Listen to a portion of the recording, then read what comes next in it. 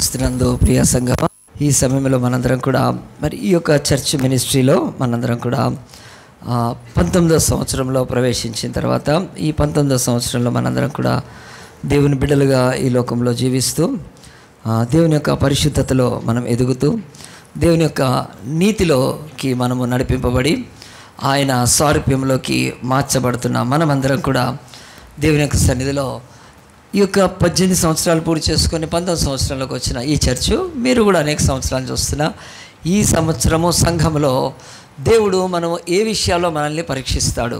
ఇది మనం పోయిన గత కాలంలో నేర్చుకున్నాం. ఒక 2 వారాల నుంచి దేవుడు ఆయన పరీక్షించే దేవుడని 18 సంవత్సరాలు పరీక్షించిన తర్వాత ఆయన భయంకరమైన వాళ్ళ యొక్క ఈతి బాధల్లో నుంచి, కష్ట నుంచి, సమస్యల్లో నుంచి, వాళ్ళు ఎదుర్కొంటున్న భయంకరమైన మరి ఈ లోకపు ప్రతిఘటనల నుంచి వాళ్ళు బయటికి రావడానికి దేవుడు ఏం చేయాలో మనకు 18 సంవత్సరాల తర్వాత మరి దేవుడి బిడ్డలకు కలిగిన విడుదలను మనం గత 2 వారాల నుంచి చూస్తాం.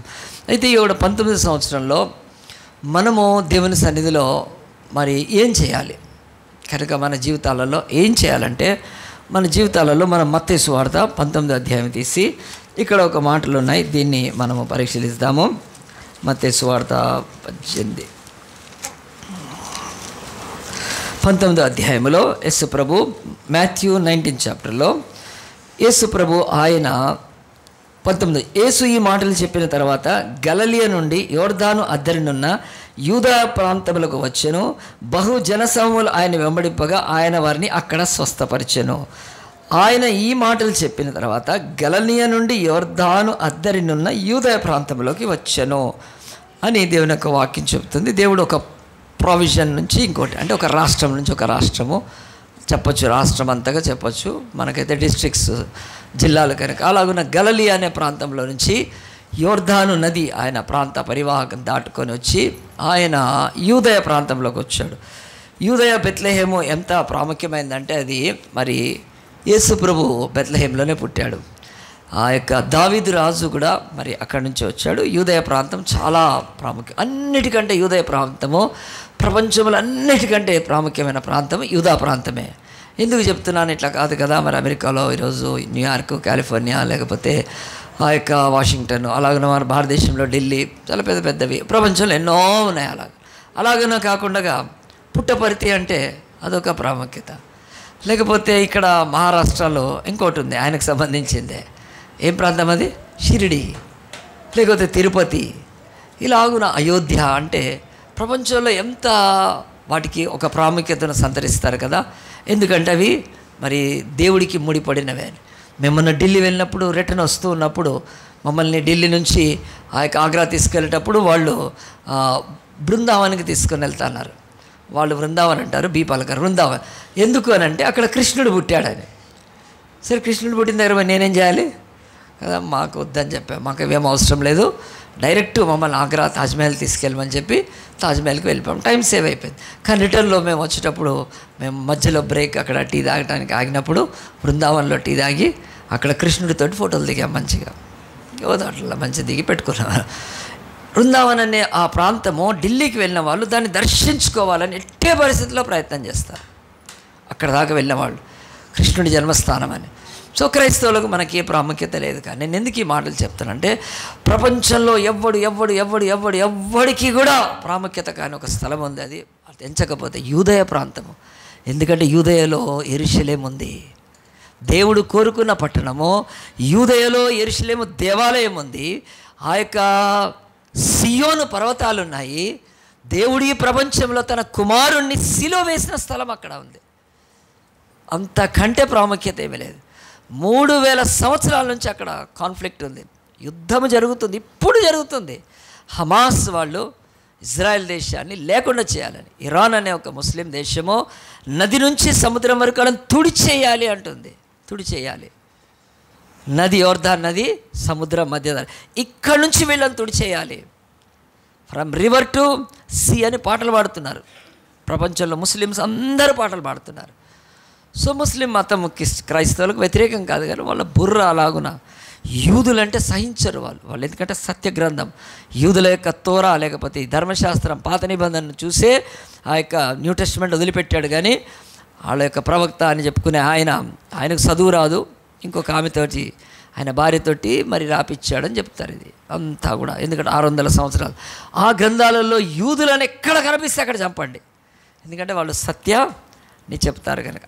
ఈ మతం యొక్క మొత్తం బండారం బయట పెడతారు కనుక యూదులను భూమి మీద తీసేయండి, వాళ్ళను తీసేస్తే ఇస్లాం మతం ఉంటుందని ఇప్పటికీ ఆ కక్షతో వాళ్ళు ఇజ్రాయెల్ దేశం మీద అక్టోబర్ 7, 2023లో నరమేధం చేస్తే యుద్ధం ఇంకా సాగుతుంది. ఇంకా బందీలు ఉన్నారు వాళ్ళ చేతుల్లో, పట్టుకొని పోయారు. సో ఇక దుర్మార్గమైన ఈ లోకంలోని అవినీతిని అడ్డాన్ని తీసివేయడానికి దేవుడు తను ఆ యొక్క యూదయ ప్రాంతాన్ని కోరుకున్నాడు. ఆ యూదయ ప్రాంతంలోనే యేసు ప్రభు బెత్లెహేంలో పుట్టాడు.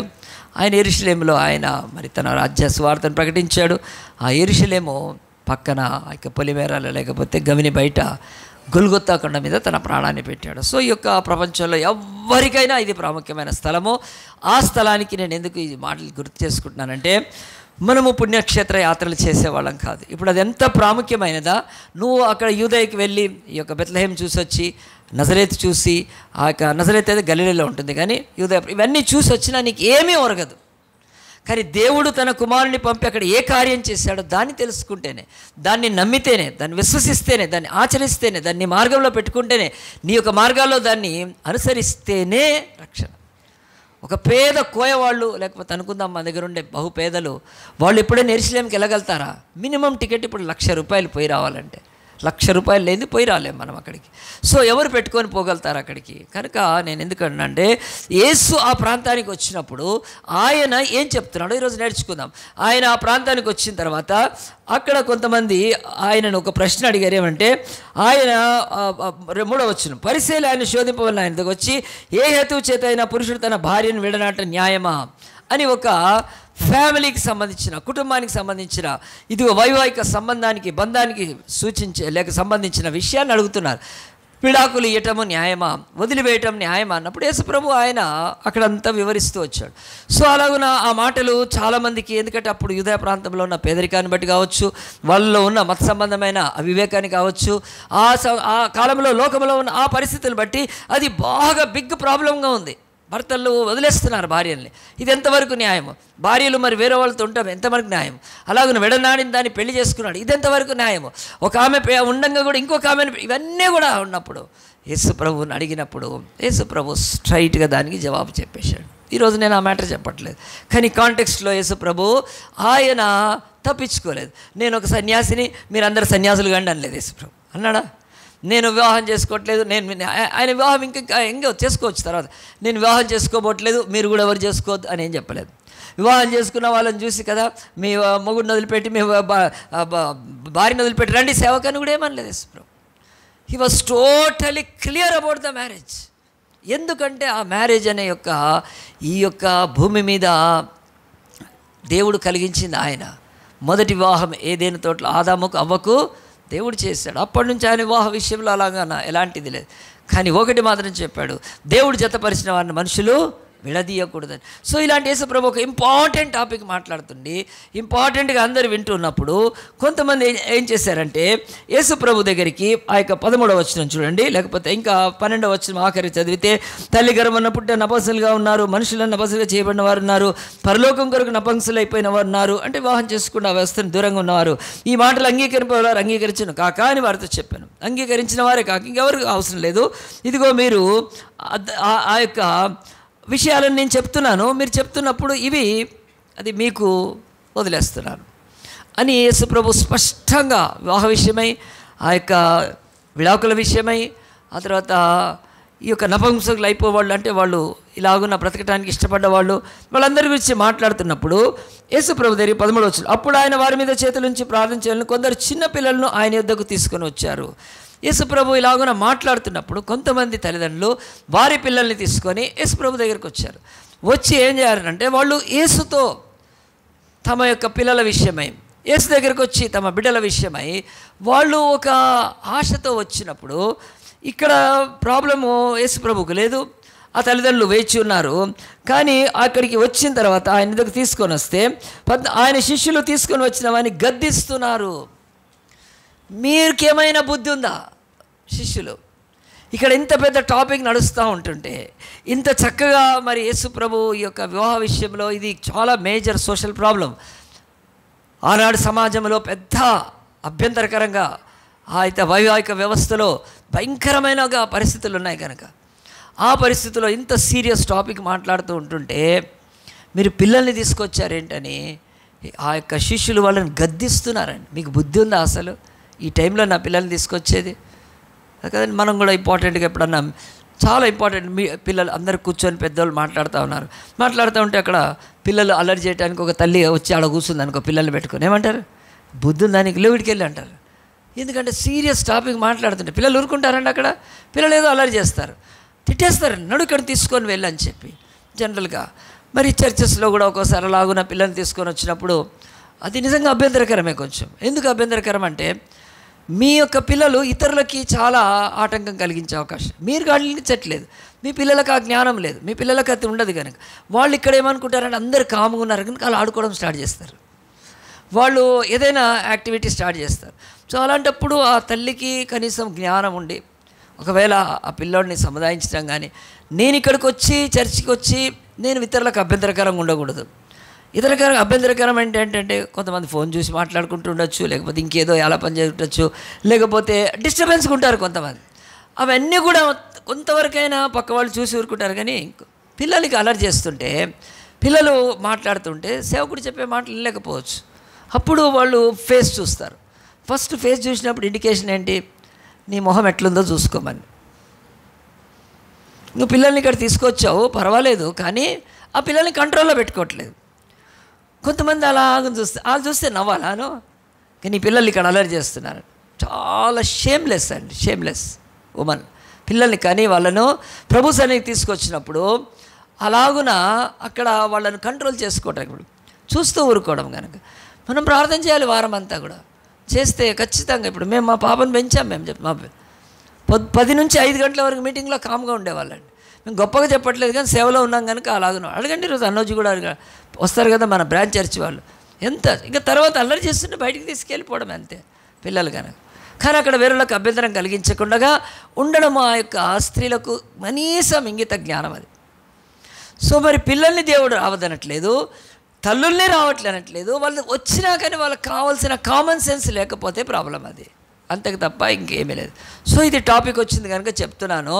మీరు మీ పిల్లల్ని వారమంతా ప్రార్థన, ఒక చిన్న ప్రార్థన, ప్రభువా నేను ఆరాధనకి వెళ్ళినప్పుడు నా బిడ్డను తీసుకెళ్ళినప్పుడు మంచి నిద్ర అయ్యి ప్రభువా, అల్లరి చేయకుండా చేయి ప్రభువా అని చెప్పి మనం పాట పాడతాం. ఏమని? సింహపు నోట నుండి అని కాపాడేవారు, సింహాలను నోరు మూపించాడు దేవుడు. కానీ మన పిల్లలు కదా నోరు మూసుకోవట్లేదు. ఎంత గొప్ప గొప్ప పాటలు పాడతాం కానీ ఫెయిత్ లేదు. నా పిల్లలు కామ్గా ఉండాలంటే ఉంటారనుక ఖచ్చితంగా. ఎంతోమంది చెప్తారు పిల్లలు నిద్రపోతారు పాస్టర్ గారు. వారమంతా ప్రార్థన చేసినప్పుడు నీకు శోధన లేకుండా, నీకు ఇబ్బందికరం కలగకుండా, ఇతరులకు అభ్యంతరకరం కాకుండా, దేవుడి సేవకు ఆటంకం కాకుండా, దేవుడి యొక్క కృప అది అనుగ్రహించబడుతున్నప్పుడు మనము వాటికి అడ్డుకునే వ్యక్తులుగా ఉండి, అంతే తప్ప పిల్లల్ని తీసుకొని రావద్దని ఎప్పుడూ చెప్పలేదండి. చాలామంది ఇంకో కేటగిరీ ఉన్నారు. నువ్వు ఎందుకు చర్చికి రావట్లేదంటే పిల్లలు అంటారు. నువ్వు అడిగిందే పిల్లల్ని ఏమని, ఇప్పుడు పిల్లలే నీకు ఆటంకం అయిపోయారా? ఇదెంత తప్పండి అది. సో ఇక్కడికి వచ్చి పిల్లల్ని నియంత్రించుకోలేకపోవడం కానీ ప్రార్థన లేకపోవడం అదైతే, కొంతమంది పిల్లల్ని బట్టే నేను చర్చికి రావట్లేదని చెప్పడం అది ఇంకెంత బుద్ధిహీనత అండి. అది ఎంత దేవుడు కదా ఇచ్చింది పిల్లల్ని, నువ్వు దేవుడిస్తే నువ్వు ఆ పిల్లల్ని నీకు ఆటంకం అయిపోయారా? ఎంత ప్రాబ్లం అండి. 100,000 తల్లులు ఉన్నారు ఈరోజు తెలుసా అండి. ఈరోజు 2-3కే చేతగాట్లేదు అసలు. జాన్ వెస్లీ అనే ఒక మహాభక్తుడు, ఆయన 14 మంది వాళ్ళ తల్లి పెంచింది. సూసన్ వెస్లీ 14 మందిని పెంచింది. 2 కొడుకులు ఈరోజు ప్రపంచంలో top great men of God John Wesley అంటే. ప్రపంచాన్ని యూరోప్ని కదిలించారు వాళ్ళు అసలు. అట్లాంటి భక్తులు మా ఇంట్లో పెరిగంటే ఆమె అట్నే పెంచారు. ఈరోజు 2 పిల్లలకు చేత కావట్లేదు. ఇప్పుడు 2 పోయి ఒక్కటైపోయింది, ఒక్కటి కూడా కావట్లేదు. ఆలోచించండి. యేసు ప్రభుకి ఎప్పుడూ పిల్లలు ఆటంకం కాదు. యేసు ప్రభుకి పిల్లలుగా తల్లిదండ్రులు ఎప్పుడు ఆటంకం కాదు. మన యొక్క కామన్ సెన్స్, ఇంగిత జ్ఞానము సరిగ్గా పనిచేస్తే ఏ ప్రాబ్లం లేదు కనుక ఇక్కడ ఎందుకు ఈ మాటలు చెప్తానంటే, మీరు ప్రార్థన చేసుకుంటే తప్పక మీ పిల్లల్ని దేవుని సన్నిధిలో ఎంతో చక్కగా ఇచ్చేస్తాడు. ఇక్కడ 13వ వచనం, అప్పుడు ఆయన వారి మీద చేతుల నుంచి ప్రార్థన చేయాలని కొందరు చిన్నపిల్లలు ఆయనకు తీసుకొని వస్తే ఆయన శిష్యులు తీసుకొని వచ్చిన వారిని గద్దింపగా, ఇక్కడ గద్దిస్తున్నారు వారు. ఎందుకంటే ఇంపార్టెంట్ టాపిక్ యేసుప్రభు మాట్లాడుతున్నాడు కనుక ఇది యేసుప్రభు డైవర్ట్ ఆయన అభ్యంతరపరుస్తారు అన్నప్పుడు అది అస్సలు కాదు. గుర్తుపెట్టుకోండి, చిన్నపిల్లల్ని దేవుని దగ్గర తీసుకురావడం అస్సలు ఇది కాదు. తెచ్చిన పిల్లల్ని మనము ఆయా సమయాల్లో, పిల్లలు కూడా ఎప్పుడూ అల్లరి చేయరండి, ఒకసారి చేస్తారు, ఆ సమయంలో రియాక్ట్ అయితే చాలు. ఆ సమయంలో ఎర్రి మొహం పెట్టి పిచ్చి మొహం పెట్టి చూస్తూ కూర్చోవడం కాదాలని. అప్పుడు పాస్టర్లో మైకులో చెప్పి వాలంటీర్స్ వచ్చి బయటికి తీసుకెళ్ళేంత వరకు ఆ పని చేయకూడదు. కనుక ఖచ్చితంగా దేవుడు వాక్యం చెప్తుంది మన జ్ఞానాన్ని ఉపయోగిస్తే. అప్పుడు శిష్యులు గద్దిస్తూ ఉంటే యేసు ఏం చేస్తున్నాడు చూడండి, చిన్న పిల్లలను ఆటంకపరిచక వారిని నా యొద్దకు రానియండి, పరలోక రాజ్యం ఇలాంటి వారి దాన్ని వారితో చెప్పాను. గట్టిగా చేతులు చప్పట్లు కొట్టి దేవుని మహిమ. యేసు చేతులు పెట్టి వాళ్ళ మీద ప్రార్థించడానికి తీసుకొని వచ్చినప్పుడు వారు ఆటంకపరుస్తున్నప్పుడు యేసుకు అస్సలు ఆటంకం లేదు. యేసు ఈరోజు మీరు వెళ్ళి ఫలించండి, భూమిని నింపండి అని ఆజ్ఞ ఇచ్చిన దేవుడు, మనల్ని ఫలింపజేసే దేవుడు. అన్నిటికంటే అత్యున్నతమైన ఫలం గర్భఫలమే ఈ భూమి మీద మానవుడికి. ఆ యొక్క దాన్ని దేవుడు ఆటంకపరచట్లేదు. ఆయన దగ్గర తీసుకొస్తే ఆయన ఒక్క మాట చెప్తాడు, ఇలాంటి వారిదే పరలోక రాజ్యం అని. ఈ పెద్దలు ఎవరైతే ఉన్నారో వాళ్ళని చూపించి, ఇదిగో వివాహాలు, విడాకులు, ఈ యొక్క పొట్లాటలు, కుటుంబ సమస్యలు, భార్యాభర్త విడనాడడము, వీళ్ళు ఆ యొక్క కోట్లకు వెళ్ళడము, ఇవంతా కూడా కాక దేవుడి ఆజ్ఞలకు లోబడకపోవడము, ఇదంతా ఎందుకుందంటే వీళ్ళ బ్రతుకుల్లో దేవుడు చెప్తున్నాడు, మీరు చిన్నపిల్లల వంటి వారిలాగా దేవుణ్ణి అంగీకరించట్లేదు.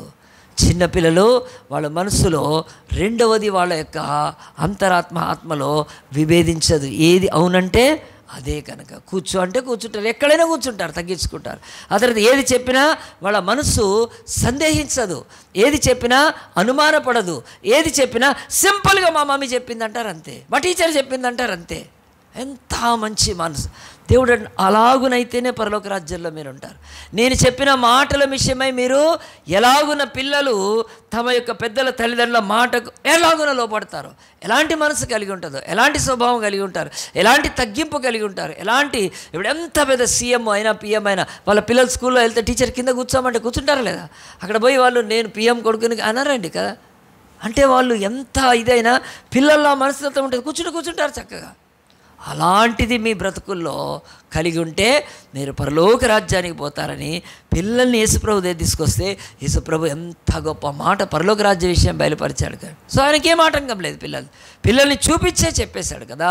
కాబట్టి దేవుని యొక్క వాక్యం ఏం చెప్తుందంటే రానియండి అంటున్నాడు, పిల్లలు నా యొద్దకు రానియండి, తీసుకొని రానివ్వండి అని దేవుడు చెప్తున్నాడు. కనుక ప్రియ దేవుని బిడ్డలారా, ఇక్కడ బైబిల్లో యేసు ప్రభు వారిని ఏం చేశాడండి, ఆ తర్వాత తీసుకొని వచ్చినాక వారిదని చెప్పి వారి మీద చేతులుంచి అంటే ప్రార్థన, వాళ్ళని దీవించి అక్కడ నుంచి వెళ్ళిపోయాడు. యేసు దీవించాలనుకుంటున్నాడు మన పిల్లల్ని. కనుక ఆయన దీవించాలంటే ఆయన దగ్గర తీసుకొని రావాలి, ఖచ్చితంగా ఆయన దగ్గర తీసుకొని రావాలి. ఒకసారి ఒక వ్యక్తి తన పిల్లలు అనేక మంది పిల్లలతో వాళ్ళ బంధువుల్లో ఆ సంఘంలో పోల్చబడుతున్నారండి. ఎవరి పిల్లలైనా సరే వాళ్ళు చాలా అల్లరి చేస్తారు, మొండికేస్తారు, మాట వినరు. ఆ తర్వాత భయంకరమైనవి ఏది తేవాలంటే అది తెచ్చి పెట్టాల్సిందే అని చెప్పి ఆయన చెప్తారు. అప్పట్లో ఇంత సెల్ ఫోన్లు కూడా లేవండి. ఇప్పుడు పిల్లలకు సెల్ ఫోన్ ఇవ్వకపోతే, తల్లి పాలు ఇవ్వకపోయినా పర్వాలేదు, సెల్ ఫోన్ ఇస్తే బతికేస్తాడు. తల్లి ఇప్పుడు పాలు ఇచ్చేయడానికి ఏం అవసరం లేదండి కదా, ఒక సెల్ ఫోన్ ఇస్తే చాలు బతికేటట్టున్నారు. అంత భయంకరంగా ఈ దినాలు ఉంటే, ఆ రోజు అవి లేవు. కానీ మిగతా పిల్లలతో పోలిస్తే ఆ పిల్లలు ఎంత బాగున్నారండి. ఆయన జీవితంలో నేను ఆ చిన్న మీటింగ్లో ఉన్నప్పుడు మంచి సాక్ష్యము. కానీ అది ఎలాగునా, హౌ ఇట్ వాజ్ పాసిబుల్, ఆ పిల్లలు ఎందుకు అందరి పిల్లల కంటే భిన్నంగా ఉన్నారంటే, నేను యాక్చువల్గా రక్షణ పొందిన ఆ యొక్క ప్రారంభ దినాల్లో చర్చికి వెళ్ళి ఇట్లా మైక్ పెట్టేవాడిని. పెట్టడానికి వెళ్ళినప్పుడు ఒక ఆయన కారు చర్చి బిల్డింగ్ ముందు పెట్టాడండి. చర్చి బిల్డింగ్ గేట్ దగ్గర పెట్టాడు. నేను ఎక్కడైనా ఊరుకునేవాడిని కాదు. నేను చెప్పాను, నాకు తెలియదు ఆయన ఎవరో, కారు వెనక్కి పెట్టమన్నాను. కారు వెనక్కి పెట్టమని లోపల కూర్చోన్నాడు, స్టీరింగ్ మీద కూర్చోన్నాడు. చిన్న కారు, మారుతి కారు. కూర్చుంటే నేను వెనక్కి పెట్టాలి, ఎందుకంటే చర్చ్ ఎవడు పడతాడు, ఎందుకు పెట్టాలి దాని ముందు. అది ఇక్కడ కూడా మోటార్ సైకిల్ పెడితే లాగి పెట్టేస్తాను నేను పక్కకి, ఎవడైనా పెడితే. ఇంకా మన వాలంటీర్స్గా చెప్తాను, ఎందుకు అది మనకు హక్కు, మనం ఇంత రెంట్ కడుతున్నాము. ఆ మెట్లు ఎక్కుతుంటే ఆడెవడైనా బైక్ పెడితే ఎందుకు ఊరుకోవాలండి.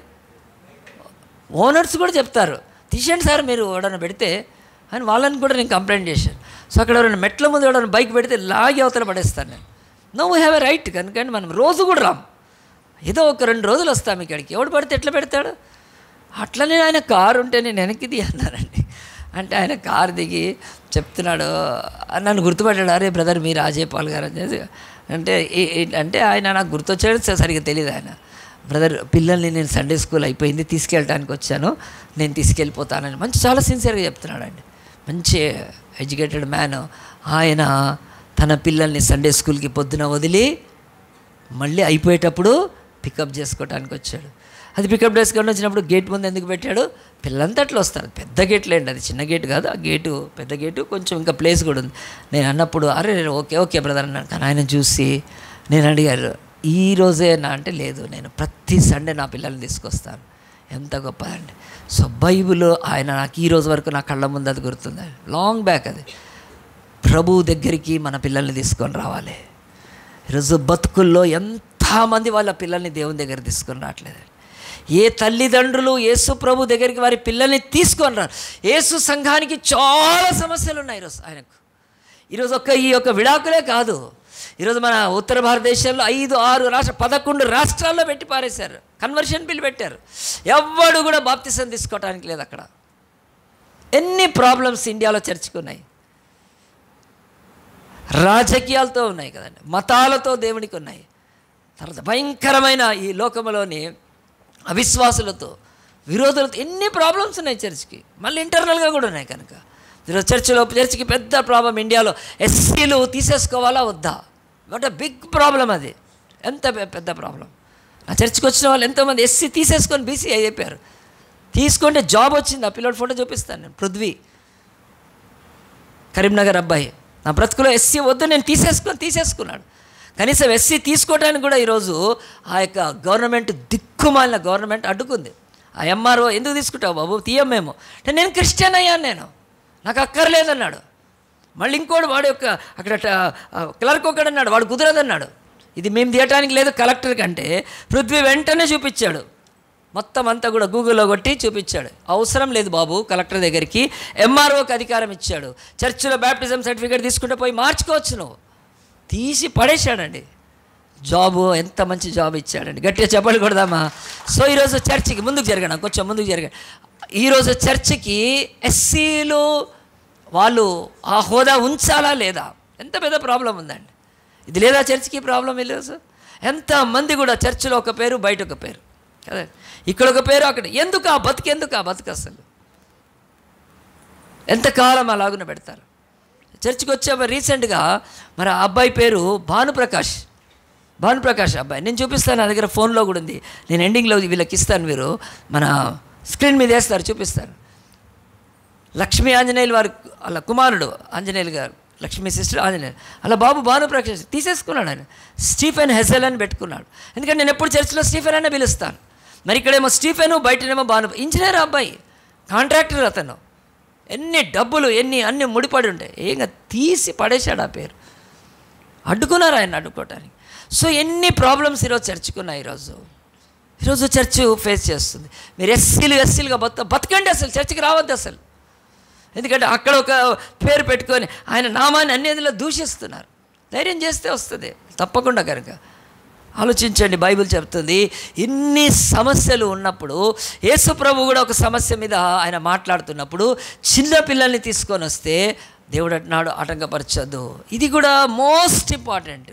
మనకు లైఫ్లో ఎన్ని ప్రాబ్లమ్స్ ఉన్నా సండే స్కూల్కి నీ పిల్లల్ని పంపించడానికి, నీ పిల్లల్ని దేవుని వద్దకు పంపించడానికి నీవు తీసుకొని రాకపోతే దేవుడు అంటున్నాడు నథింగ్. ఈరోజు బైబిల్లో బ్రింగ్ అనే మాట 726 టైమ్స్ ఉందండి. 726 సార్లు మొత్తం బైబిల్లో బ్రింగ్, తీసుకొని రండి అంటున్నాడు.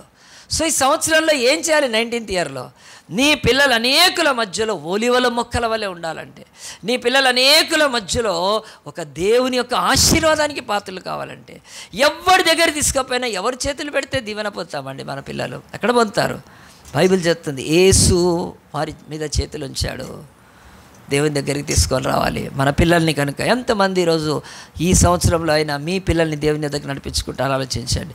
ఇక్కడ యూత్ మీటింగ్ అవుతుంటే పార్కుల్లో తిరుగుతున్నారు కదా, ఆ తల్లులకి ఏమన్నా కొంచెమన్నా ఇంగిత జ్ఞానం సిగ్గుద్దా? యూత్ మీటింగ్ పెడితే లాస్ట్ వీక్ పార్కుల్లో తిరుగుతున్నారు పిల్లలు తీసుకొని.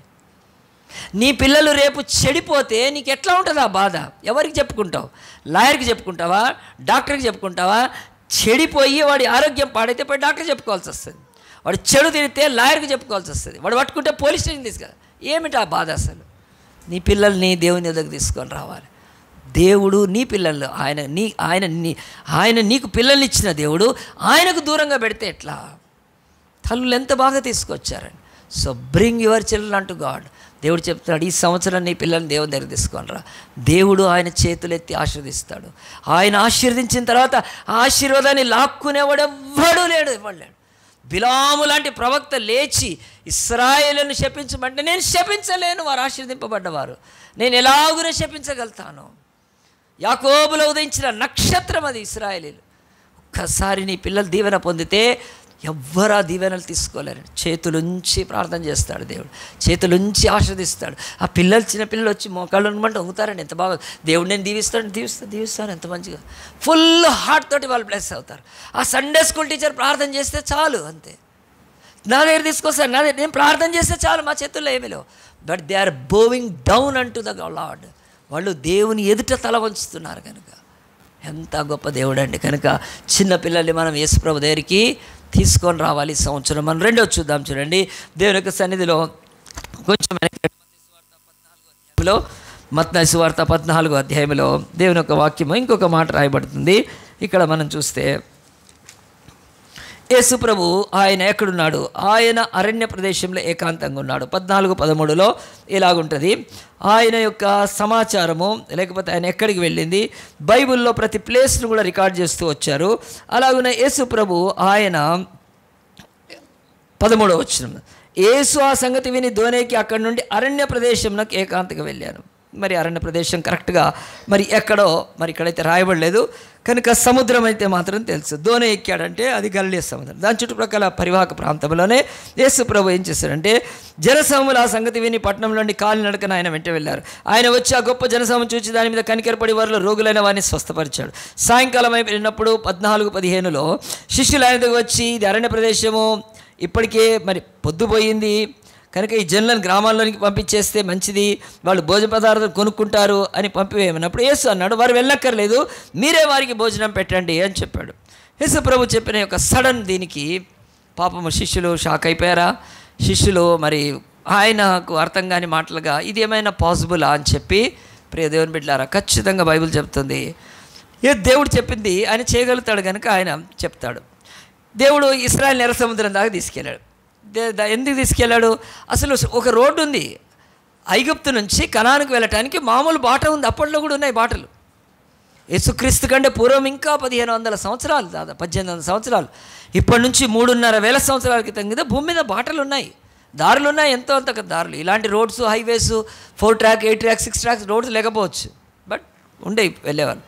అలాగే ఐగుప్తు నుంచి కనానుకు వెళ్ళాలంటే దేవుడు వాళ్ళని చక్కగా ఆ దారిలో తీసుకెళ్ళకుండా వేరే దారిలో తీసుకెళ్ళిపోయి చక్కగా సముద్రం దగ్గర తీసుకెళ్ళిపోయాడు. అర్థం కాలేదు సముద్రం దగ్గరికి వెళ్ళాక, భయపడిపోయారు. కనుక వెనక ఫరో సైన్యం వస్తుంటే చచ్చిపోతాం అనుకున్నా, కానీ అక్కడ తీసుకెళ్ళింది దేవునికి తెలుసండి. అప్పుడు యేసు ప్రభు మానవుగా వెళ్ళాడు. ఆయన దైవము, ఆయన ఆత్మరూపుడుగానే, లేకపోతే యెహోవా దేవుడు మోషేతో మాట్లాడేవాడు, ఇటు తీసుకెళ్ళని చెప్పి. పగలు మేఘస్తంభము, అగ్నిస్తంభం అలాగున్నా. కానీ ఇప్పుడు పగలు మేఘస్తంభం కాదు, రాత్రి ఆయనే దైవమే వారి ముందు నిలబడినాడు యేసు ప్రభు. ఆయన అరణ్యములో వాక్యం చెప్తున్నాడు.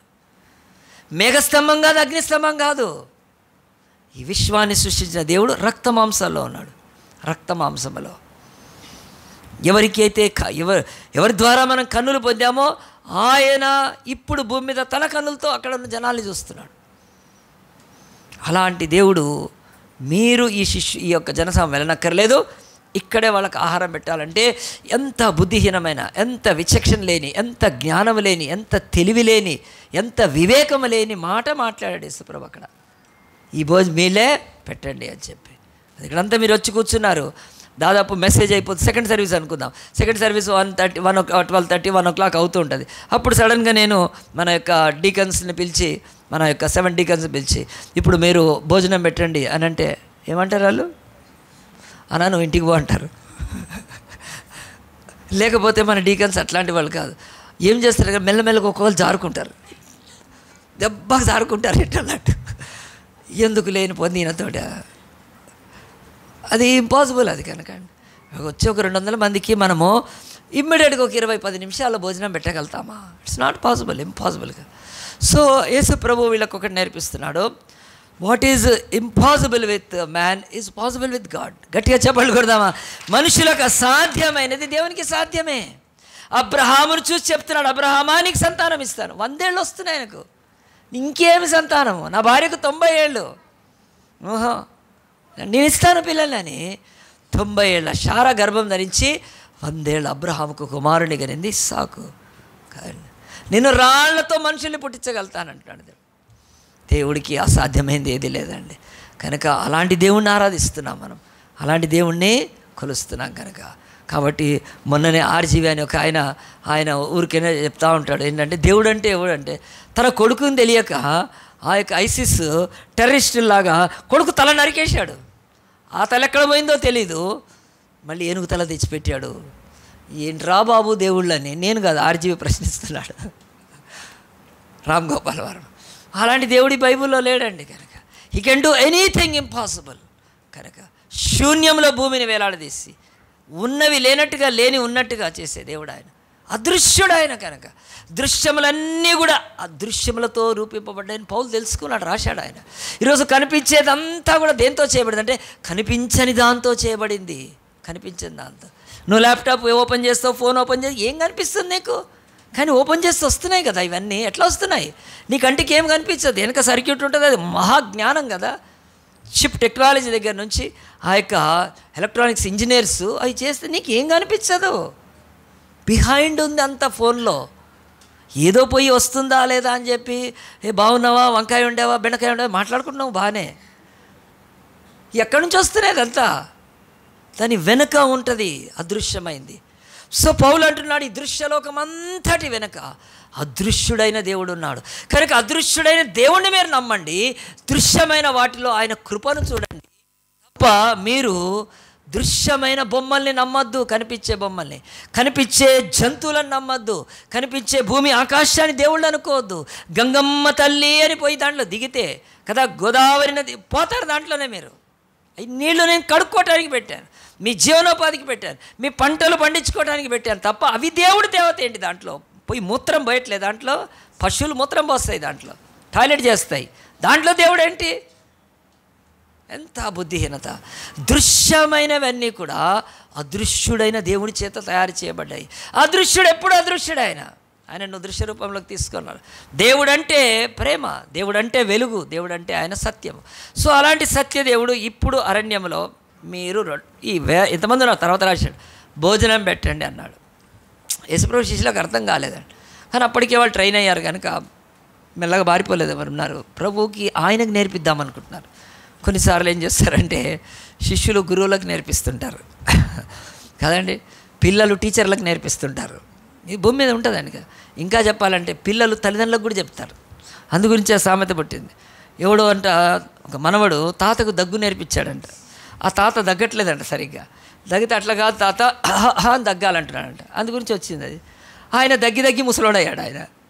ఇప్పుడు ఈయన మనవడిని నేర్పిస్తున్నాడు కదా, తాతకు దగ్గులు నేర్పిస్తున్నాడు అంటే సామెత అది. అట్లా చాలాసార్లు నేర్పించడానికి ప్రయత్నం చేస్తారండి. వీళ్ళు శిష్యులు కూడా ఏమన్నారు, ఇది అరణ్యం అని తెలియట్లేదా నీకు? కళ్ళు పోయినాయా నీకు?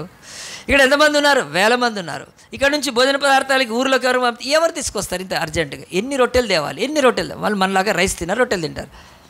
ఎన్ని రొట్టెలు తేవాలి? సరే రొట్టెలు తేవటానికి డబ్బులు ఏమైనా ఉన్నాయా? యేసు ప్రభు రెగ్యులర్గా డబ్బులు కలెక్ట్ చేసినట్టు ఏం లేదండి బైబిల్లో.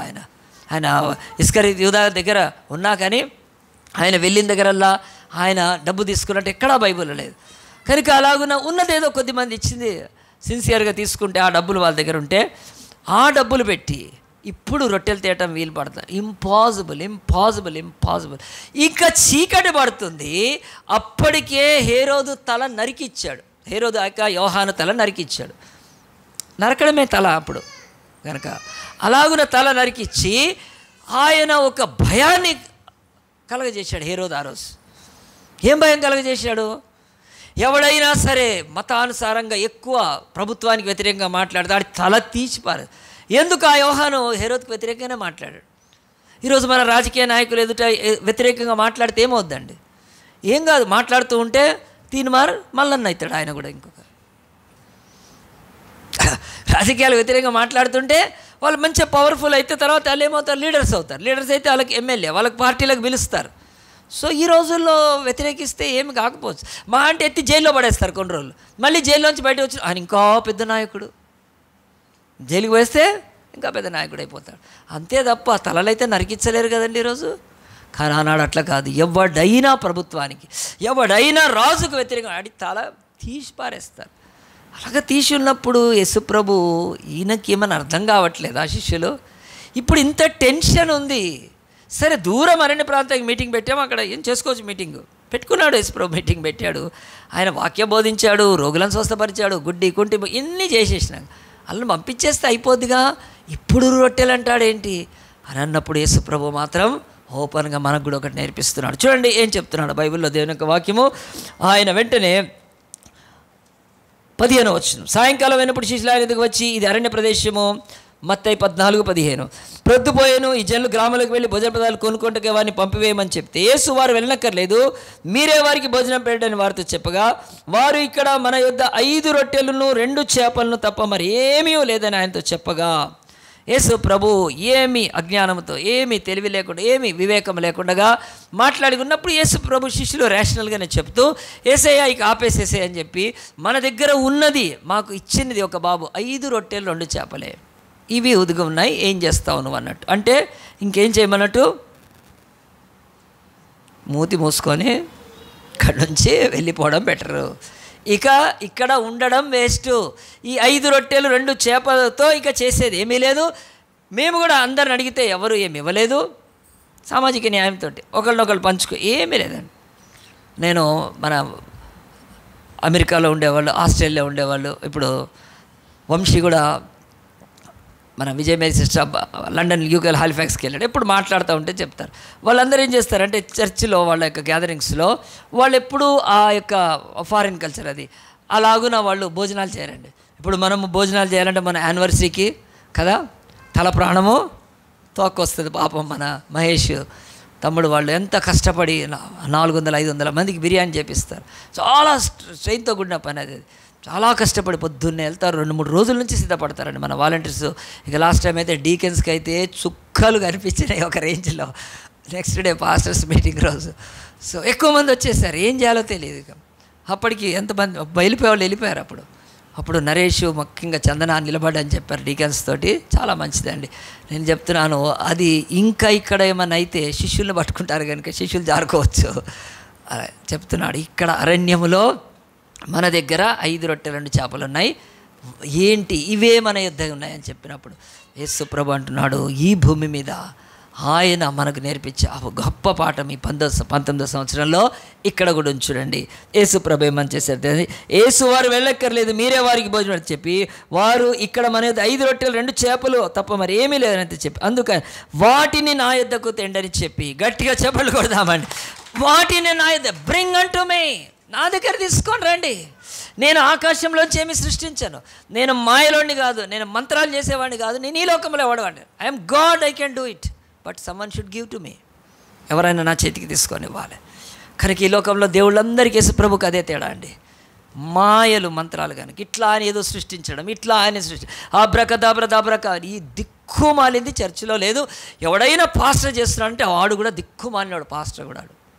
నేను టచ్ చేస్తా, మీరు వెనక పడిపోండి కదా, నేను ఆయిల్ మీద చేయబెట్టి ప్రార్థన చేస్తా, మీకు ఇదంతా కూడా చెత్త అండి. దేవుడు ఆయన చేతికి ఏదైనా ఇస్తేనే ఆయన మార్చగలుగుతాడు. ఆయన చేతికి తీసుకొని రావాలి, ఆయనకి ఇవ్వాలి నువ్వు కనుక. ఆయన అనంత భూమిలో నువ్వు ఒక్క చెట్టును మనుషుడు సృష్టించాడండి. ఇంతవరకు చీమను తయారు చేయగలిగాడా? ఆ రోబోట్స్ తయారు చేస్తున్నాడు, అవి రేపు ఏం చేస్తాయో తెలియదు. జపాన్లో ఒక రోబో సూసైడ్ చేసుకుంది, దానికి ఏమొచ్చిపోయిందో మరి పాపం. అవి చంపేస్తాయి కూడా మనుషుల్ని. సో మనిషి ఒక్క ప్రాణిని సృష్టించగలిగాడా ఇంతవరకు? డాలీ అని ఒక గొర్రెను తయారు చేశారండి, క్లోనింగ్. డాలీ చచ్చిపోయింది, అది కూడా. ఒక గొర్రెను చేశారు మనుషులు, ఒక గొర్రెను సృష్టించారు. ఈ కణాలన్నీ తీసుకొని, సెల్స్ తీసుకొని చేశారు. అది డాలీ ఎప్పుడో అది అయిపోయిన తర్వాత ఇప్పుడు ఏం ప్రయత్నం చేస్తున్నారు. చీమను సృష్టించలేరు మనుషులు. వదిలిపెట్టండి, ఏనుగులు పెద్ద పెద్ద వదిలిపెట్టండి కదా. అలాంటి సృష్టికర్త, జీవదాత, జీవప్రదాత, ఆయన సర్వాన్ని చేసిన ఆయన ఏదేను తోటలో చేస్తున్నప్పుడు అవి మనం ఇవ్వడం లేవు, మనం ఇవ్వడం. కానీ దేవుడు ఆ తర్వాత మనిషికి చేసిన సృష్టి మీద అధికారం ఇచ్చాడు తప్ప సృష్టించే శక్తి ఇవ్వలేదు. జీవశక్తి, జీవ ప్రాణానికి. నువ్వు ఏమని తయారు చేసుకో, మైక్ తయారు చేసుకో, తయారు చేశారు, ముట్టుకుంటే పోతుంటుంది. ఇంతే మనకి ఎంతవరకు అయితే ఉంటాయి. సో ఎన్నో మానవుడు చేసినా వాటిలో పరిమితులే ఉన్నాయి.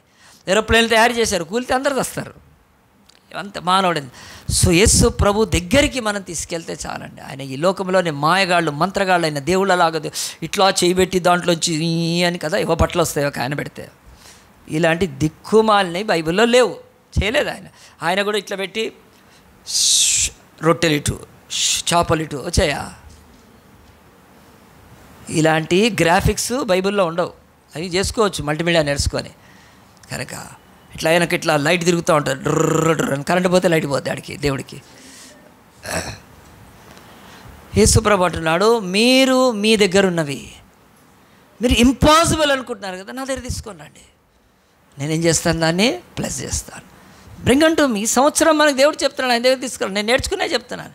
ఖచ్చితంగా ఆయన దగ్గర తీసుకెళ్తే ఏం చేశాడండి? సండే స్కూల్ పిల్లల కథ శిష్యులకు చెప్పాడు, మీరు వెళ్ళి అందరినీ ఆజ్ఞాపించాడు, కూర్చోబెట్టండి, 50 మందిని పంక్తులుగా కూర్చోమన్నారు. అందరూ కూర్చున్నారు. కూర్చున్న తర్వాత యేసుప్రభు ఆ రొట్టెని తీసుకొని ప్రార్థన చేసి ఇచ్చేస్తే ఎంతమంది తిన్నారు ఆ రోజు? 5,000 మంది పురుషులు తిన్నారు. పురుషులు తక్కువ తింటారా, ఎక్కువ తింటారా? నన్ను వదిలిపెట్టండి. అయితే 5,000 మంది తిన్నారండి. స్త్రీలు కూడా చాలామంది తిన్నారు. 5,000 మంది పురుషులు తినారంటే ఎంతమంది ఉంటారు స్త్రీలు? 10,000 మంది ఉంటారా? అంటే ఒక్కడికి ఇద్దరా? అలాంటివి లేవండి. ఇక భర్త లేకుండా వచ్చిన వాళ్ళు ఉంటారు, 10,000 మంది ఉంటుంటారు. ఇక పిల్లలు ఉంటారు. మినిమం 5,000 దేవుడు రాసి పెట్టాడు. కానీ ఇంకెక్కువ మంది ఉంటారు. అలాగున్న దేవుడు ఆశ్చర్యకరం చేస్తాడు. నా బ్రతుకులో చెప్తా, దేవుడి దగ్గర తీసుకొని రాకపోతే బ్లెస్సింగ్ లేదండి. ఈ సంవత్సరం దేవుడి దగ్గరికి నీవు తీసుకొని రావాలి. నువ్వు ఏది తీసుకొస్తావో అది బ్లెస్ అవుతుంది. ఎన్ని రెట్లు బ్లెస్ అవుద్దంటే ఒకనాడు 12 గంపలు మిగులుతాయి, నీకు మిగులుతాయి. ఈరోజు నేను రక్షణలోకి వచ్చి వివాహం చేసుకున్నాక నా పాప ఫస్ట్ బర్త్డేకి డాక్టర్ అక్సాపాల్ ఈరోజు తన పేరు మీద మా అమ్మ, మా నాన్న, మా బంధువులు, ఇంకా ఇటు తాతలు అవుతారు కదా, ఇద్దరు తాతలు, ఇద్దరు అమ్మమ్మ, నాన్నమ్మ, వాళ్ళందరూ కలిసి ఇచ్చారండి పాపం. ఇప్పుడు మనం ఫస్ట్ బర్త్డే అంటే ఉంగరాలు పెడతారు. ఫస్ట్ బర్త్డే ఆ రోజు వాళ్ళు నాకు 1 lakh rupees ఇచ్చారండి ఆ రోజుల్లోనే. మా తల్లిదండ్రులు కొంచెం మంచిగానే ఉన్నవాళ్ళు కనుక, ఇవ్వగలిగిన వాళ్ళు కనుక ఇస్తే నేను చేశానంటే అవి 1 lakh కాదండి, క్షమించాలి, 5,000 అండి. 5,000 ఆ 5,000 అట్లా ఇస్తే ఆ రోజుల్లో నేను 5,000 తీసుకెళ్ళి ఏం చేశానంటే ప్రుడెన్షియల్ బ్యాంకు, ఆ యొక్క వైశ్య బ్యాంకు, అప్పట్లో వాళ్ళు అవన్నీ నేను ఏం చేశారంటే డిపాజిట్ చేశాను. ఆడపిల్ల పేరు మీద చేస్తే అవి ఇన్నేళ్లకు ఇది అవుతాయని. ఆ పథకాలు చాలా మంచిగా అనిపించినాయి. పథకం బాగున్నాయి నాయన, ఆడపిల్లల పథకాలు కదా. నేడు దాచిపెట్టు, రేపు పెళ్ళికి వాడుకో, ఈరోజు నువ్వు పొదుపు చెయ్యి, రేపు, ఇవన్నీ బాగా అనిపించినాయి నాకు. అప్పుడు నేను పెట్టానండి 5,000 పెట్టాను. అవన్నీ కూడా ఒకరోజు చాలా విలువ అంటే అవుతాయి కదా బాండ్స్లా. నేను చెప్తున్నాను నా బతుకులో ఒక్కొక్క 2-3 ఏళ్ళకి అన్నీ వెళ్ళిపోయినాయి. వితిన్ 4 yearsలో అన్ని బ్యాంక్స్ క్లోజ్ అయిపోయినాయి. అవి పట్టుకొని ఒకరోజు అంటే ఆ బ్యాంకు దివాలా తీస్తే నేను ఆ బ్యాంకు ముందు, ముఖ్యంగా వైశ్య బ్యాంక్, ప్రుడెన్షియల్ బ్యాంక్, నేను వెళ్ళి ఆ లైన్లో, పెద్ద లైన్, 5,000 ఒకవేళ మనం ఆ రోజు డిపాజిట్ చేస్తే వాళ్ళు 500-1,000 రూపాయలు ఇచ్చారండి ఆనాడు. అంతే, లైన్లో నిలబడితే. కొంతమందికి అవి కూడా రాలేదు. ఆ లైన్లో నిలబడి నేను బాధపడ్డాను, దేవా ఎంత తప్పు చేశాను నేను ఈ మనుషులను, ఈ బ్యాంకులను నమ్ముతున్నానని చెప్పి అవన్నీ తీసుకొని వచ్చి అన్నీ చించేశారండి. చించేసిన నాకు గుర్తుండాలని మళ్ళీ బీరువాలో పెట్టా. మళ్ళీ ఏమన్నా బ్యాంక్ ఒకవేళ ఓపెన్ అయితే మళ్ళీ అతికించుకొని పోవచ్చు ఆడి దగ్గరికి. ఏదో అప్పుడు తెలివి అట్లాంటిది నాది కనుక, పిచ్చే తెలివి కనుక, డబ్బులు లేనప్పుడు అట్టే ఉంటుంది తెలివి కనుక నేను అవన్నీ పక్కన పెట్టేసాను. తర్వాత నేను ఒకటి నేర్చుకున్నాను, I should give to God. తర్వాత మినిస్ట్రీలో పిల్లలు కానివ్వండి, అన్నోజుగూడ పిల్లలు కానీ, దండుమైరారం పిల్లలకి ఎన్నో ప్లేసెస్లో చేశాను. వాళ్ళకు నేను తీసుకెళ్ళి నా దగ్గర ఉన్న డబ్బులు, చాక్లెట్లు కానీ, బిస్కెట్లు కానీ ఏవి పెట్టారు. అక్కడి నుంచి ఒక డీసీఎం మాట్లాడి ఆనాడే గోల్కొండకు తీసుకెళ్ళాను. డీసీఎం మాట్లాడే పిల్లల్ని జూకు తీసుకెళ్ళాను. డీసీఎం మాట్లాడి గండిపేటకి తీసుకెళ్ళాను పిల్లలకు. చాలా ఎంత రిస్క్ తీసుకున్నా మాకు తెలియదు, ఈరోజు తెలుస్తుంది. కానీ తల్లిదండ్రులు ఆ యొక్క సేవలో పెట్టినదండి దేవుడు. నా ఆ యొక్క వీళ్ళని DCMలో తీసుకెళ్తే దేవుడు మా పాపను ఇంటర్నేషనల్ ఫ్లైట్లో తీసుకెళ్ళాడండి.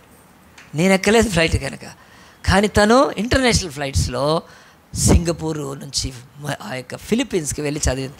7 సంవత్సరాలు దాదాపు ఇంటర్నేషనల్ ఫ్లైట్లో తిరిగి. ఇంకా ఏ డిపాజిట్ లేదండి నాకు ఈరోజు వరకు. ఫిక్స్డ్ డిపాజిట్ అనేది నాకు ఇది లేదు అసలు. ఫిక్స్డ్ డిపాజిట్ చేయగానే మళ్ళీ దాని FDకి IT ఏదో వస్తూ ఉంటుంది. అవసరమే లేదు ఏం నాకు. ముఖ్యంగా సేవకుడు కండి, నేను మీ విషయం అని లేదు, మీరు ఏమని చేసుకోవచ్చు, FDలు తప్పులేదు. కానీ ఒకటి నా బ్రతుకులో నేను యేసు యొద్దకు తీసుకొని వస్తే అది 12 గంపలు మిగిలేంతవరకు వెళ్ళిందండి. ఈరోజు ఎంతమంది వాళ్ళ పిల్లలకు విషయమై డబ్బును అక్కడ ఇక్కడ ఎక్కడైనా పెట్టచ్చు, ఆ డబ్బు దేవుని దగ్గర తీసుకొని రావట్లేదు. ఈరోజు ఈ చర్చిలో కాదు, అనేక చర్చెస్లో ఫైనాన్షియల్ భయంకరమైన స్ట్రగుల్లో ఉండి కొట్టుమిట్టాడుతున్నారు. ఎందుకో తెలుసా? వాళ్ళకు ఒక సేవకుడిగా నాకు తెలుసు వాళ్ళ ఆఫరింగ్ రాదు ఇక్కడ. నేను ఏనాడు కూడా అడగను కూడా ఆఫరింగ్ వేయమని. వాళ్ళు వేస్తున్నారా, వాళ్ళకు వదిలేస్తున్నారు. ఎలాంటి నేను ఆఫరింగ్ వేస్తే మీరు దీవెన పొందుతారు, మీరు కానుకలేస్తే ఆశ్చర్యపడతారు, మీరు కానుకలేస్తే గొప్పోళ్ళు అయిపోతారు, మీరు కానుకలేస్తే మేము బ్రతుకు మారిపోద్దని ఈ యొక్క కరిస్మాటిక్ యొక్క ప్రాస్పారిటీ ప్రీచింగ్ చేసే దిక్కుమాలిన సేవకుని కాదు నేను. బైబిల్ చెప్తుంది ధనాన్ని దేవుడు దీవించే దేవుడు. ధనము కంటే ముందు మనం ధన్యులము కనుక మనకు ధనం ఉండాలి. We are blessed so that we have a riches. We are rich so that we are not blessed. మనము ధనవంతులం కనుక ధన్యులం కాదు. It's never never never. మనము ధన్యులము కనుక ధనవంతులుగా ఉండడం అది దేవుడి ఇష్టం. చెప్తున్నాండి, ఒక్క పైసవని అడగకుండా మా ప్రిన్సీని అక్సాని ఫిలిప్పీన్స్లో చదివించగలిగాము. ఎందుకు? ఆ బ్యాంకుల్లో పెట్టినవి నాశనం అయిపోయినాయి. నాకు దేవుడు అంటున్నా, నువ్వు దేవుని దగ్గర తీసుకొని రా. ఆ తర్వాత అప్పుడు మా దగ్గర పెద్దగా ఏమీ లేవు కూడా అండి. ఉన్నది దేవుడికి. ఆ అన్నోజీ కూడా పిల్లలకి, లేకపోతే ఆ యొక్క పేద పిల్లలకి తీసుకెళ్ళి ఒక బిస్కెట్లు పెడితే చాలండి. వాళ్ళకు ప్రతి ఆదివారము నేను ఆదివారం కాదు 1 వీక్ వదిలి ఆ యొక్క అన్నోజీ కూడా వెళ్తున్నప్పుడు ఉప్పల్లో ఆగి టమాటాలు కొనేవాడిని, నేను కొత్తిమీర కొనేవాడిని. ఆ తర్వాత వాళ్ళు చెప్పేవాళ్ళు, పాస్టర్ వంకాయలు కూడా తీసుకురండి, వంకాయలు. ఆ టమాటాల వంకాయలు ఉప్పల్లో ఆగి నేను మైక్ మీద తీసుకొని వెళ్ళిస్తే ఒక 5 కిలోలు 10 కిలోలు రైస్ పెడితే వాళ్ళకు ఒక డేక్షాలో రైస్ వండించి ఆ మామూలు పప్పుతో లేకపోతే ఆ పప్పు చేసేవాళ్ళు, ఈ యొక్క కూరగాయలు దాంట్లో వేసేవాళ్ళు. ఎక్కడ పోయిందండి అది? నాకు ఎక్కడ పోలేదండి. దేవుడు ఎంత దేవుడి దగ్గర తీసుకొస్తే అంత బ్లెస్సింగ్. మీ 5 రొట్టెల్ని మీరు ఎన్నడూ కూడా దాన్ని ఇంక్రీజ్ చేసుకోలేరు. ఈరోజు చర్చ్కి వచ్చే వాళ్ళు చాలామంది వాళ్ళ ఫైనాన్షియల్ ప్రాబ్లంలో స్ట్రక్ అయ్యేలాగా. ఎందుకంటే వాళ్ళు దేవుడి దగ్గర ఇవ్వరు, దేవుని దగ్గర తీసుకొని రారు కదా. నా అనుభవం, నేను బ్యాంకుల దగ్గరికి తీసుకెళ్ళాను. ఎంతోమంది రియల్ ఎస్టేట్లు ఎక్కడెక్కడెక్కడో పెడతారు, నాశనం అయిపోతుంటుంది, దానికి బ్లెస్సింగ్ ఉండదు. ఇక్కడికి రాకుండా ఇంకెక్కడికి కాదు. దేవుడు చెప్తాను, నేను 5,000 మందికి అరణ్యంలో పెట్టగలిగాను. నేను అరణ్యంలో 5,000 పెడితే పట్టణంలో ఇంకెంతమందికి పెట్టగలుగుతాడు? ఇంకా పెట్టగలుగుతాడు. కానీ బ్రింగ్ అంటూ హిమ్, యేసు నా యొద్దకు తీసుకొని రండి. నన్ను ఎక్కిరించడానికి తీసుకొస్తాను, పర్వాలేదు కదా. నన్ను శోధించడానికి పర్వాలేదు. యేసుప్రభు, ఇది నీ మొహం, 5 రొట్టెలు ఉన్నాయి, ఇంకెంతసేపు పబ్లిక్ని పంపించేసాయి అన్నట్టుగా యేసుప్రభుని ఎటకారం చేయడానికి పర్లేదు, నువ్వు ఎట్లయినా పర్లేదు, నా యొద్దకు తండి. మీరు మీ సంపాదనలో ఏమిస్తారో తీసుకొని రండి, దానికే బ్లెస్సింగ్ ఉంటుంది. ఇక మిగతా దానికి ఉండదండి, ఎవ్వరికీ ఉండదు. కానీ యేసుప్రభు అరణ్యంలో అద్భుతం చేస్తే ఈ వర్డ్ మిస్ అయిపోతున్నారు చాలామంది. కాకూడదండి, ఆయన దగ్గర తీసుకొని. మీరెంత ఈ చర్చిలో అన్నోజిగూడలో కానీ ఎంత పేదలు, ఒక సిమెంట్ బ్యాగ్ 60 రూపాయలు, ఆ రోజు 20 రూపాయలు ఇచ్చేవాళ్ళు. 20 కదండి, 3 సార్లు ఇచ్చేవాళ్ళు నాకు. పాస్టర్ ఎంత సిమెంట్ బ్యాగ్కి అనేవాళ్ళు. నేను అమ్మ 60 రూపాయలు అయితే లేదు, 60 రూపాయలు లేవు వాళ్ళ దగ్గర. ఆ రోజు రాళ్ళు కొట్టుకునేవాళ్ళు. పాస్టర్ మేము ఒక్కసారి ఇవ్వలేము. అమ్మ మీరు ఇజ్జంటారు అంత, నేనేం అడగట్లేదు కదా, నాకున్నది ఏదో పెట్టి మందిరం కట్టాను. 20 రూపాయలు ఒకసారి, 20 రూపాయలు ఒకసారి. మళ్ళీ వాళ్ళు పేదోళ్ళు కదా పాపం, 20 రూపాయలు ఫస్ట్ టైం ఇచ్చి రెండోసారి 20 రూపాయలు ఇచ్చేటప్పుడు ఏమో, పాస్టర్ నేను ఇంతకుముందు 20 ఇచ్చినా చూడనేవాళ్ళు. అబ్బా నాకు అనిపించేది, నేను మర్చిపోతానేమో అని. కనుక ఇంకా నీకు 20 రూపాయలు ఇచ్చి, అవునమ్మా 20 రూపాయలు ఇచ్చావు, నేను 40 అయినాయి అంటే సంతోషంగా వెళ్ళిపోయాను. 3ఓసారి మళ్ళీ 20 రూపాయలు తెచ్చి నేను ఇచ్చా పాస్టర్, ఒక్క సిమెంట్ బ్యాగ్ ఇచ్చారండి. ఇప్పటికీ ఆ మందిరం మంది బాప్తిసాలకు వెళ్తాం కదా.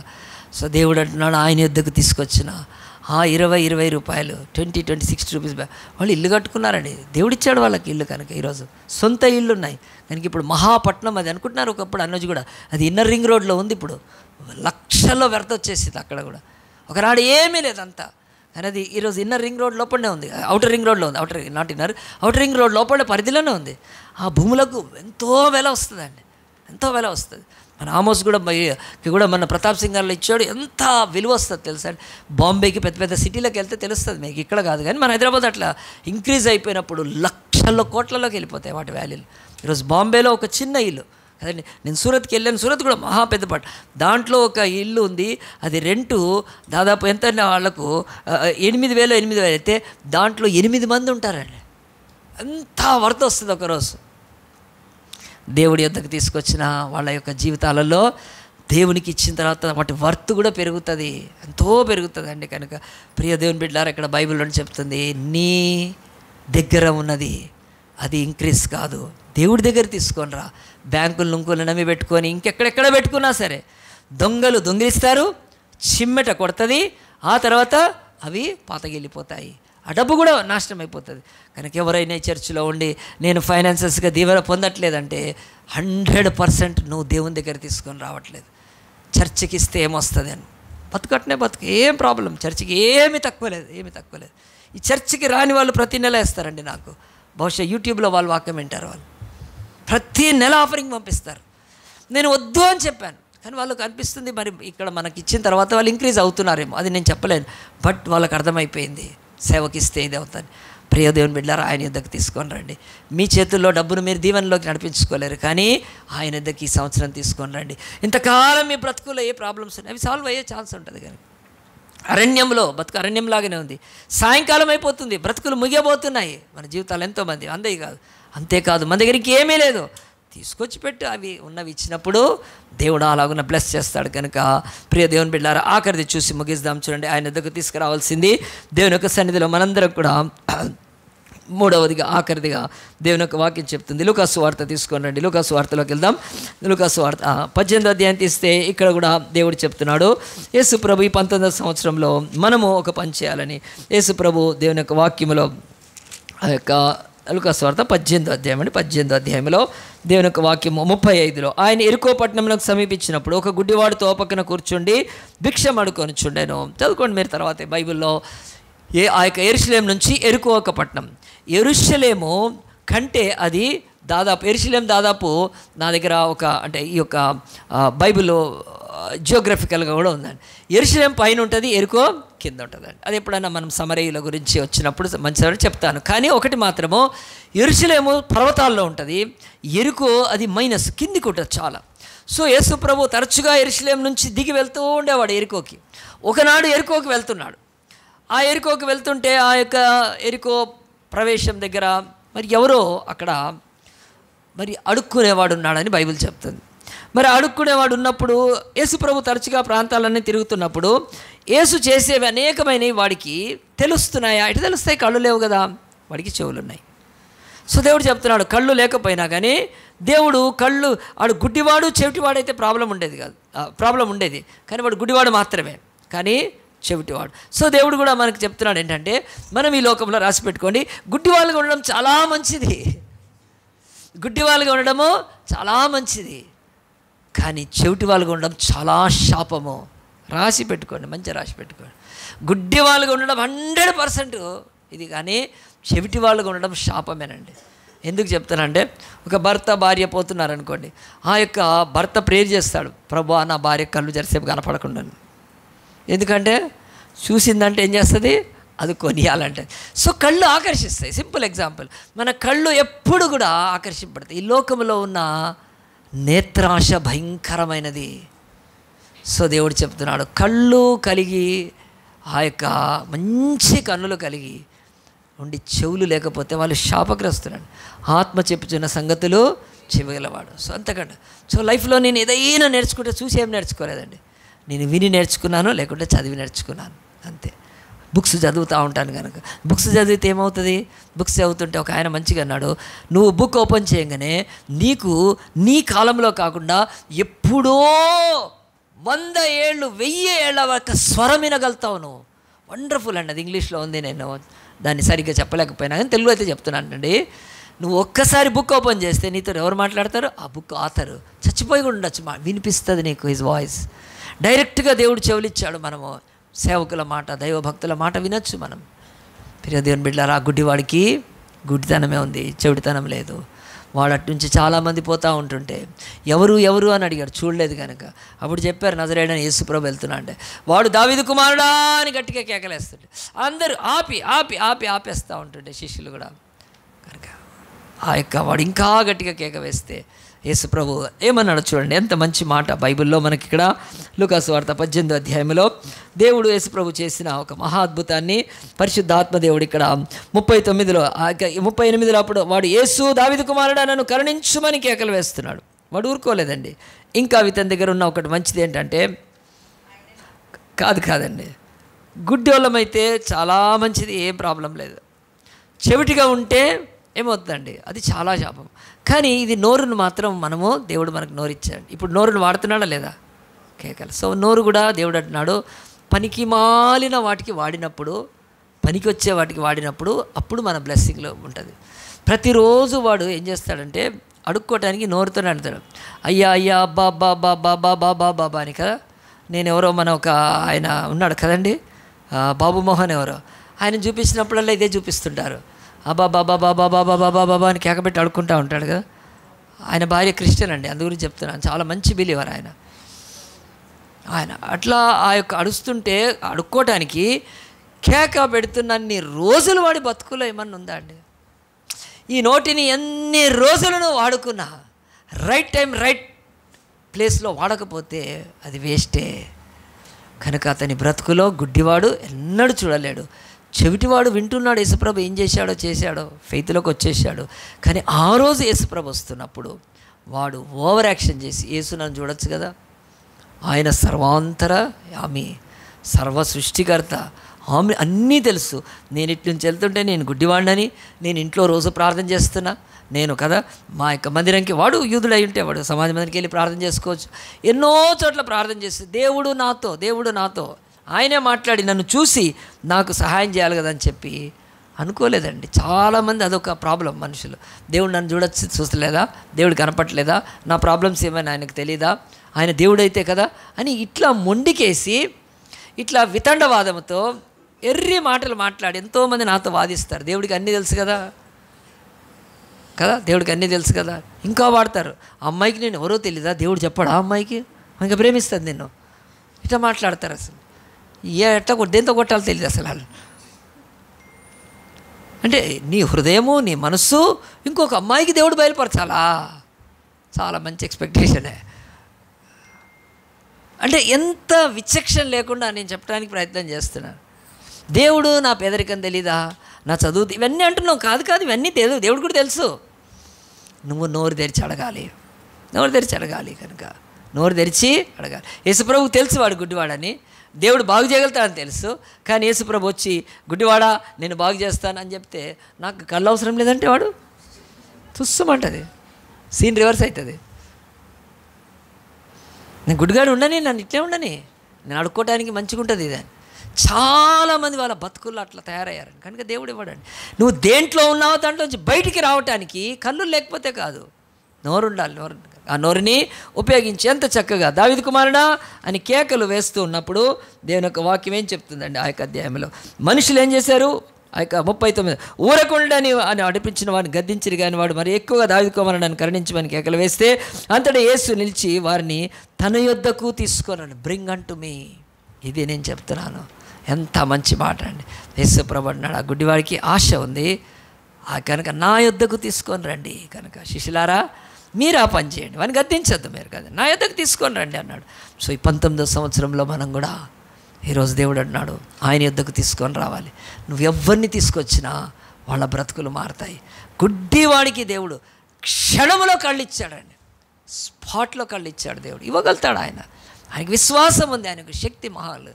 ఇన్ని జంతువులకు జీవజాలాలకు ఆ యొక్క ప్రపంచంలో ప్రతి ప్రాణికి కన్నులు ఇచ్చాడండి, ఇవ్వలేదా కదా? ఎవరన్నా గుడ్లు ఉంటే ఏందని కదా బలిగుడ్లు అంటారా లేదా, కోడిగుడ్లు అంటారు, లేకపోతే పిల్లి గుడ్లు అంటారు. ఈ లోకంలో ఎన్ని పేర్లు పెట్టి ఎక్లాట్లు వేస్తారండి. అన్నిటికీ దేవుడు వేశాడు. చీమ కన్ను ఎప్పుడన్నా చూసావా నువ్వు? చీమ కన్ను చూడగలుగుతావండి? అంటే అంతా చిన్న. అలాగనే ఏనుగు కన్ను దగ్గర నుంచి, మొసలి కన్ను దగ్గర నుంచి, పక్షులు ఎన్నిటి వాటికి కన్నులు ఇచ్చిన దేవుడు ఆ మానవుడి కన్ను గాక అన్ని కన్నులు ఎంతో తేడా ఉంది కదా. డేగ ఆకాశంలో ఉండే పక్షిరాజు గద్ద 1 కిలోమీటర్ నుంచి చూసి కింద ఎలక తిరుగుతున్నా కనిపిస్తుంది దానికి, వచ్చే అలాగున పట్టుకొని వెళ్ళిపోతుంది. ఎంత దృష్టి కదా. చేపలు ఊపలు అన్నీ కూడా నీళ్ళలో తిరుగుతాయి, అటు కన్నులు నీళ్ళల్లో చూస్తాయి మంచిగా. మనం నీళ్ళలో పోతే మనకేం కనపడదు కదా, ఎన్నో పెట్టుకుంటే కానీ కనపడదు. అలాగున్న దేవుడు ఎంత మంచిగా ఇచ్చాడు. కిందికి వెళ్ళిపోతాయి కదండి ఈ యొక్క తొర్రల్లోకి, లేకపోతే పుట్టల్లో, వాటికి అక్కడ కళ్ళు కనిపిస్తాయి. కనుక మేము జూకి మన పిల్లల్ని అందరిని తీసుకెళ్ళినప్పుడు, మన హాస్టల్ పిల్లల్ని, అక్కడ ఆ యొక్క ఏదో వాటిని అంటారండి, మంచి పేరు ఉంది, వాటిని మర్చిపోయాను. అంటే చీకట్లో చూసే వాటిని ఒక పేరు ఉంది, అది నాకు కాదండి, వాటి గురించి కాదు, ఆ మొత్తం వాటిని అంటారు. కనుక వాటిని ఆ జాతి వాటిని అంటారు. అంటే అవి నైటే చూస్తాయి, గబ్బిలాలు కదండి. ఇవన్నీ కూడా అవి డేలో చూడలేవు, అవి నిశాచర జీవులు. వెరీ గుడ్, మన ప్రిన్సిపల్ గారు కరెక్ట్ చెప్పారు, Narayana college principal. Thank you అమ్మా. నిశాచర జీవులు అవి ఇట్లా బయట ఓపెన్లో ఉండవండి, అవి బయట, అవి కింద లోపల ఉంటాయి. వాటికి మంచిగా అనిపిస్తుంటాయి. అంటే అవి లోపలికి వచ్చాయి అనుకో, అవి మనం లైట్లు ఆఫ్ చేస్తే వాటికి కనిపిస్తాయి. Quiet opposites. ఇన్నిటికీ కన్నులు చేసిన దేవుడు ఎంతసేపు అండి అతనికి కన్నులు ఇవ్వటానికి. కానీ ఒక్కటి మనం ఆయన యుద్ధకు తీసుకొని రావాలి. ఈరోజు భూమి మీద అనేకులు ఎన్నో బాధల్లో ఉంటే వాళ్ళని యేసు యుద్ధకు తీసుకొని రావట్లేదు. ఒక అక్క, వాళ్ళ తమ్ముడు, వాడు ఎప్పుడు ప్రశ్నలు వేస్తాడు. అక్క చర్చికి వస్తుంది, వాడు ఎన్ని ప్రశ్నలు వేస్తాడంటే యక్ష ప్రశ్నలు కూడా వేస్తాడు ఒక్కోసారి. వాళ్ళ అక్క చెప్తుండేది, రోజు బైబిల్ స్టడీకి వచ్చేది, ఆ అబ్బాయి చర్చికి వచ్చేవాడు కాదు. వాళ్ళు అసలు ప్రభువుని నమ్మలేదు, ఆ అమ్మాయి నమ్మింది. చెప్తుంటే ఎన్నో ప్రశ్నలకు జవాబు చెప్పిందండి అక్కగా. వాడు మాత్రం చర్చికి, ఇక విసిగిపోయి, నువ్వు చర్చికి రా అంతే, ఇక నేనేం చేయలేను. సరే ఒకరోజు వాళ్ళ అక్క తీసుకొస్తే వచ్చాడండి. అయిపోయిన తర్వాత ఇక్కడి నుంచి వెళ్ళట్లేదండి ఆ పిల్లోడు, కళ్ళల్లో నీళ్ళు తిరుగుతున్నాయి. ఆ రోజు ఏం మాటలు, నాకు వాక్యం, నా లైఫ్లో ఎన్ని సమస్యలకు పరిష్కారం లేదు. ఈరోజు అవన్నీ నాతో దేవుడు మాట్లాడాడు, నేను కాదు, స్పిరిట్ ఆఫ్ గాడ్. అతడి యొక్క బ్రతుకులో కళ్ళు తెరవబడ్డాయి. ఆ ఏరియాస్లో మాకెందుకు పేదరికం ఉంది, అబ్బాయికి ఒక భయంకరం ఉండేది. మేమెందుకు పూర్గా ఉన్నాం మేము ఈరోజు, అది చాలా స్ట్రాంగ్ ప్రశ్న అబ్బాయికి. ఎంతమంది లోకంలో దోచుకొని బతుకుతున్నారు, అవి చేసి బతుకుతున్నారు, అంతా మాకేందుకు ఉంది ఈ పేదరికం. అక్కడి నుంచి మరణము, కొన్ని విషయాలు అతనికి చాలా డౌట్స్ ఉన్నాయి, అన్నీ క్లియర్ అయి నేను చెప్పాను. కళ్ళల్లో నీళ్లు తిరుగుతున్నాయి, వెళ్ళట్లేదు, చాలాసేపు ఉన్నాడు. నేను కూడా ఏం చెప్పలేను, నేను చెప్పినా నాకు కాదు బాబు, you come to Bible study. నువ్వు యేసు ప్రభుని ఇప్పుడు ఏం నమ్మకు, నువ్వు బాప్తిసం ఏం తీసుకోకు, నువ్వు నీకు ఏమీ అవసరం, ఫస్ట్ క్లియర్ యువర్ డౌట్స్. ఆయన కళ్ళు తెరిపించే దేవుడు. మీ అక్క నేను తీసుకొచ్చింది అంతే చాలు. దేవుడు ఆత్మ ద్వారా నీ కళ్ళు బైబిల్ స్టడీకి రాను. కొంతకాలం బైబిల్ స్టడీలో కూడా జాయిన్ అయ్యాడండి. 1 నెల 2 నెలలు కాగానే బాప్తిసం తీసుకున్నాడండి. గట్టిగా చెప్పండి కూడదమ్మా. ఆ అక్క తమ్ముడి పేరు నేను చెప్పదలుచుకోలేదు, కానీ బైబిల్ చెప్తుంది, ఈరోజు దేవుని వద్దకు ఎవరినైనా మనం తీసుకొస్తున్నామా? ప్రపంచంలో ఎన్ని డౌట్స్ ఉన్నాయి, దేవుళ్ళ విషయమై, దేవతల విషయమై, మరణం విషయమై, జీవం విషయమై, రోగాల విషయమై, అప్పుల విషయమై, విడాకుల విషయమై, ఎన్ని బాధలతో ఈ లోకం బతుకుతుంటే ఒక్కళ్ళనైనా తీసుకొస్తున్నామా మనం యేసు దగ్గరికి? You bring them. దేవుడు, శిష్యులు యేసు యొద్దకు తేగలుగుతారు తప్ప శిష్యులాడికి కళ్ళు ఇవ్వగలుగుతారా? ఇవ్వలేరండి. శిష్యులు యేసు యొద్దకు తీసుకొని రాగలుగుతారు తప్ప అతని యొక్క కనుపాపను ముట్టగలుగుతారా? యేసు యొద్దకు తీసుకొని రాగలుగుతారు. కనుక ఆ దృష్టిని వాళ్ళు కలిగించగలుగుతారా? No no no no. నువ్వు యేసు యొద్దకు తీసుకొస్తే యేసు తెరిపిస్తాడు. కనుక దేవుడు ఒక్క మాట చెప్తున్నాడు, ప్రియ దేవుని బిడ్డారా, మనము ఆయన యొక్క సన్నిధిలో 3 సంగతులు చెప్పాను ఈరోజు 19th ఇయర్లో. మీ పిల్లల్ని ఆయన యొద్దకు తీసుకొని రండి, మీకు కలిగింది ఆయన దగ్గర తీసుకొని రండి. అంతేకాదు, మీకు తెలిసిన వారిని ఆయన యొద్దకు, గుడ్డి వారిని తీసుకొని రండి. మీ జీవితంలో ఈ 19th ఇయర్ మీరు బ్లెస్ అవుతారు. ఈ 19వ సంవత్సరంలో మీరు ₹1,00,000 తీసుకొచ్చి చర్చికి వచ్చి ఏమీ బ్లెస్ గారు, ఏమీ గారు. ఎందుకు? డబ్బులు కాదు ఆయనకు కావాల్సి. నీ బ్రతుకున్న డబ్బుతో కాదు, మీరు ధనవంతులు అవుతారని ఒక్కసారి చెప్పలేదు దేవుడు, మీరు ధన్యులు అవుతారని చెప్పాడు. ధన్య జీవితంలో మీ పిల్లలు బ్లెస్ అవుతారు. మీ పిల్లలకి ఎన్ని పెట్టినా రేపు వాళ్ళు బాగుపడకపోతే కూర్చొని ఎడసాల్సి వస్తుంది. మీ పిల్లలు కానీ ఎవరు వస్తారు? ఏసీ తగ్గితేండి, మీ పిల్లల ద్వారా మీరు పొందే కృపను బట్టి మీరు ధన్యులు అంటారు. ఎవరైనా ఫ్యామిలీలో చూస్తే, అమ్మ వాళ్ళ బిడ్డలు ఎంత మంచోళ్ళు, అమ్మ ధన్యురాలు అంటారు. కొడుకిట్లా, కూతురిట్లా, బిడ్డ ఎంత ధన్యులండి వాళ్ళు. వాళ్ళ దగ్గర ఏం పెద్ద ధనం కనపడకపోవచ్చు, కానీ ధన్యత్వం కనిపిస్తుందండి. ఎంత బాగుంటారు. దేవుడు నాడు ఈ సంవత్సరము దేవుడు అంటున్నాడు పిల్లల్ని తీసుకొచ్చి మీరు ఒకనాడు ధన్యులుగా ఇది కావాలి. రెండోది, మీ జీవితాల్లో మీ దగ్గర ఏముందో 5 రొట్టెలు 2 చేపలు ఉన్నా కానీ అవి నేనే తినేసేయాలి నేనని. ఏది చర్చికి మీకు ఇవ్వాలని, చర్చ దశభాగం తీసుకోదు, ప్రథమ భాగం ఇవ్వాలని మొదలు పెడితే ఇవ్వండి. కొద్ది కొద్దిగా మీ బ్రతుకుల్లో అప్పుల పాలైపోయి వడ్డీలు కట్టలేక, మనుషులకు మొహాలు చూపించుకోలేక, ఏమీ చేయలేక ఆ బంధకాల్లోకి ఎవరు వెళ్ళమంటున్నారండి. దేవుడు ఎవరు వెళ్ళమంటున్నారు? బ్రింగ్ అంటూ మీ నా బ్రతుకులో ఏది దేవుడు నాకు ఇచ్చాడో నేను ఇచ్చాను, దేవుని దగ్గర తీసుకొని వెళ్తా. ఈ యొక్క సంఘము ఈ కావాల్సిన మందిరం కొరకు లేదు. సాయి లాడ్జ్లో ఒకప్పుడు ఆరాధన చేసేవాళ్ళం. ఎదురుగా సాయి లాడ్జ్ ఉంటుంది డీబీసీ బ్యాంక్ పక్కన. 4,000 రెంట్ అండి. ఫస్ట్ ఆఫరింగ్స్ 2,500 ఎంతో 3,000 వచ్చి ఉంటుందేమో, కానీ నాకు గుర్తు కూడా లేదు. కానీ I don't not know the number. 4,000 నేను దేవుడు నాకు ఇచ్చింది తీసుకెళ్ళి ఒక గొప్ప సేవకుడికి ఇచ్చేసానండి. ఈరోజు ఈ చర్చికి 50,000 కట్టగలుగుతాం, సింపుల్గా కట్టగలుగుతున్నాం. ఎందుకో తెలుసా? నేను ఆ డబ్బు తీసుకొని నా దగ్గర పెట్టుకోవడం కాదు, యేసు యొద్దకు తీసుకొస్తే దాన్ని దేవుడు బ్లెస్ చేశాడు. ఇంకెన్నో సాక్ష్యాలు చెప్పుకోవాలంటే అన్నోజు కూడా పేద బిడ్డలు వాళ్ళు 20 రూపాయలు రాళ్ళు కొట్టుకొని ఇదంతా గడ్డలు వచ్చేస్తాయండి. వాళ్ళకి సెకండ్ ఇస్తే బాధేశారు నాకు అసలు. అలాంటి వాళ్ళు దాంట్లో నుంచి యేసు యొద్దకు తీసుకొచ్చినాక ఈరోజు జీవనోపాధి, వాళ్ళ ఇల్లు అన్నీ దేవుడు బ్లెస్ చేస్తున్నాడు. కానీ అవి ఇవ్వని వాళ్ళు ఏం చేస్తున్నారండి? దానికి చాలా స్ట్రగుల్ అవుతున్నారు. Up to you. మీకు దేవుడు అన్నాడు యేసుప్రభు ఆ శిష్యులు తేకపోతే యేసుప్రభు ఏం చేసేవాడండి? వెళ్ళిపోయేవాడేమో అక్కడి నుంచి, లేకపోతే ఆయన ఇంకా ఆల్టర్నేటివ్. కానీ యేసు యొద్దకు తెస్తే అది 5,000 మంది దాకా పంచబడింది. ఏ తల్లి చేసింది ఆ రొట్టె. ఇప్పుడు యేసుప్రభు రొట్టెని మార్చాడండి. యేసుప్రభు దగ్గరికి జొన్న రొట్టె తీసుకొచ్చాడు, గోధుమ రొట్టెలు అయినాయా? అలాంటి తిక్క పనులు లేవు. దేవుడు అటు చేయడు. అది ఇచ్చిన రొట్టెనే మీరు మనీ ఇస్తే ఆ మనీనే ఇంక్రీజ్ చేస్తాడు దేవుడు. అది బైబిల్ చెప్తుంది. దాన్ని తప్ప వేరే ఇచ్చాడు. 3వ ధన్యత, దేవుడు అంటున్నాడు మీరు ఇతరులను తీసుకొచ్చి వాళ్ళ బ్రతుకుల్లోకి తీసుకొచ్చిన వెలుతురును బట్టి ఎంత ధన్యత మీకు. ఇదిగో దేవుని వెలుగులోకి నడిపించే ప్రజలు అనే ఒక ధన్యత మనకు వస్తుంది. వీళ్ళు మమ్మల్ని వెలుగులోకి తీసుకెళ్లారు. ఒక అక్క తన తమ్ముడిని వెలుగులోకి తీసుకొచ్చింది.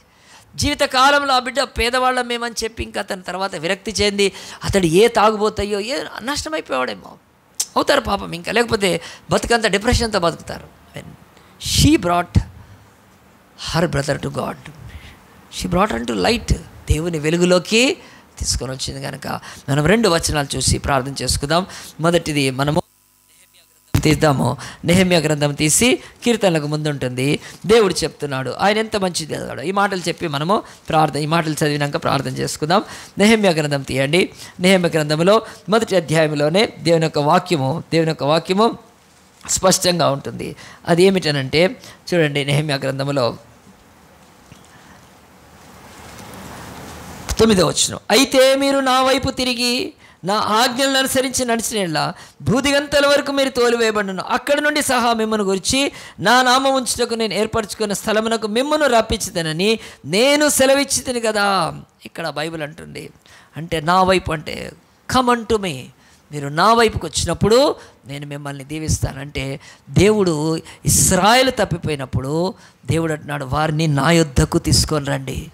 ఇఫ్ లీడర్స్కి చెప్తున్నాడు నెహెమ్యా, ఇశ్రాయేల్ అనే ప్రజలను నా యొద్దకు తీసుకొని వస్తే నేను వారిని దీవించి వారిని స్థిరపరిచి చెల్లా చెదరైపోయినా, బూదిగంతాల వరకు వెళ్ళిపోయినా, నాశనమైపోయినా, సమస్తం పోగొట్టుకున్నా ఇశ్రాయేలును సమకూర్చి నా యొద్దకు తీసుకొని రండి. ప్రవక్తలారా నాయకులారనే సెన్సులో ఇది రాశాడు. ఇప్పుడు నెహెమ్యా గ్రంథంలో నుంచే 114 ప్రార్థన వరకు వచ్చాము. దీంట్లో చాలా స్పష్టంగా నెహెమ్యా ఎంత గొప్ప రిఫార్మర్గా ఒక గొప్ప నాయకుడిగా చేస్తున్నాడో శుక్రవారం ప్రార్థనలో నేర్చుకుంటున్నామండి. కనుక దేవుడు అన్నాడు నా యొద్దకు తీసుకొని వస్తే నేను మీ దేశాన్ని స్వస్థపరుస్తాను, మీ ప్రజలను బాగు చేస్తాను, మీ ఆస్తి సమస్తాన్ని భూమిని మీకు తిరిగి ఇస్తాను, మీ ప్రాకారాలు కట్టిస్తాను, మిమ్మల్ని ధన్యులుగా చేస్తాను. ఇశ్రాయేలు సియోను నువ్వు ధన్యురాలివి అని. ఎందుకంటే దేవుణ్ణి వదిలిపెట్టి ఇశ్రాయేలీలు కూడా బొమ్మల వైపు విగ్రహాల వైపు వెళ్ళిపోయారు ఒకరోజు. కనుక ఇది మొదటిది. రెండోది యోహాను సువార్త తీయండి 6వ అధ్యాయంలో ఈ మాట చదివి ప్రార్థన చేసుకుందాం. జాన్ ద గాస్పెల్ 6th చాప్టర్లో ఏముంటుందండి? దేవుని యొక్క వాక్యము బహు స్పష్టంగా రాయబడింది కదా. దేవుడు అంటున్నాడు, ఎంత మంచి మాట చెప్తున్నాడంటే చూడండి, దేవుని యొక్క వాక్యము అక్కడ రాయబడిన మాట 37వ వచనంలో చూడండి, లేకపోతే 30 యేసు వారితో ఇట్లా జీవాహారం నేనే, నా యొద్దకు వచ్చేవాడు ఏమాత్రం ఆకలిగలడు, నా యందు విశ్వాసం ఉంచేవాడు ఎప్పుడు తప్పగలడు. మీరు నన్ను చూచి ఉండి విశ్వసింపగా ఉన్నారని మీతో చెప్పి తిని, తండ్రి నాకు అనుగ్రహించిన వారందరూ నా యొద్దకు వస్తారు, నా యొద్దకు వచ్చిన వారిని నేను ఎంత మాత్రము బయటికి త్రోసివేయను. మీరు నా యొద్దకు ఏది తీసుకొని వచ్చినా, పిల్లల్ని తీసుకొస్తే ఆయన తోసివేయలేదు. ఆయన 5 రొట్టెలు తీసుకొస్తే ఈ 5 రొట్టెలను తోసివేయలేదు. ఒక గుడ్డివాడిని తీసుకొస్తే గుడ్డివాడిని తోసివేయలేదు. He blessed blessed blessed blessed. దేవుడు దీవించి ఆయన మహిమను ఈ భూమి మీద చూపించాడు. కనుక దేవుడు అంటున్నాడు బైబిల్లో 726 times, బ్రింగ్ అంటూ మీ, నా యొద్దకు ఈ సంవత్సరం ఏం తీసుకొని రావాలో ఒక్కసారి మీరు పరీక్షించుకోండి. దేవుడి యొక్క సన్నిధిలో అందరం తల వంచి, యేసు ప్రభు ఒకనాడు తన యొక్క గెత్సెమనే తోటలో తండ్రి యొద్దకు తీసుకొని వెళ్ళాడు. ఒకటి, తండ్రి నీ చిత్తమైతే ఈ పాత్రను నా యొద్ద నుంచి తీసిపోయాను. కాదు ప్రభువా, నీ చిత్తమే నెరవేరుస్తానని యేసు వెళ్ళి సిలువలో తన ప్రాణాన్ని ధారపోస్తున్నప్పుడు ఆయన యొద్దకు, ఆ సిలువ యొద్దకు తేబడ్డ వాళ్ళు ప్రతి వాళ్ళు మార్చబడుతున్నారు కదా. ఈ భూమి మీద సిలువ యాగములో యేసు ప్రభు ఎత్తబడి నా యొద్దకు రండి నేను త్రోసివేయను అంటున్నాడు. ఎవరైనా వారి పిల్లల్ని తీసుకొస్తే దేవుడు త్రోసివేయడండి, బహుగా దీవించి పిల్లల్ని ధన్యులుగా చేస్తాడు. నీ పిల్లల్ని నువ్వు దక్కించుకుంటావు, ఈ భూమి మీద నీ పిల్లల్ని నువ్వు కాపాడుకుంటావు, ఈ భూమి మీద నీ పిల్లల్ని బట్టి నువ్వు ధన్యురాలుగా ఎంచబడతావు. ఈ లోకంలో ఏం చేస్తున్నారు? ఆదివారము కదా, మీ టీచర్లు, స్కూల్లో టీచర్లు చెప్తారా? ఈరోజు స్కూళ్ళల్లో మాలలు వేసుకొని వాళ్ళ యొక్క పిల్లల్ని పంపిస్తే వివాదాలుగా తయారవుతున్నాయి. ఎంత స్కూల్స్లో ఎంత భయంకరంగా కనుక. అలాగున మనము అవసరం లేదు కదా.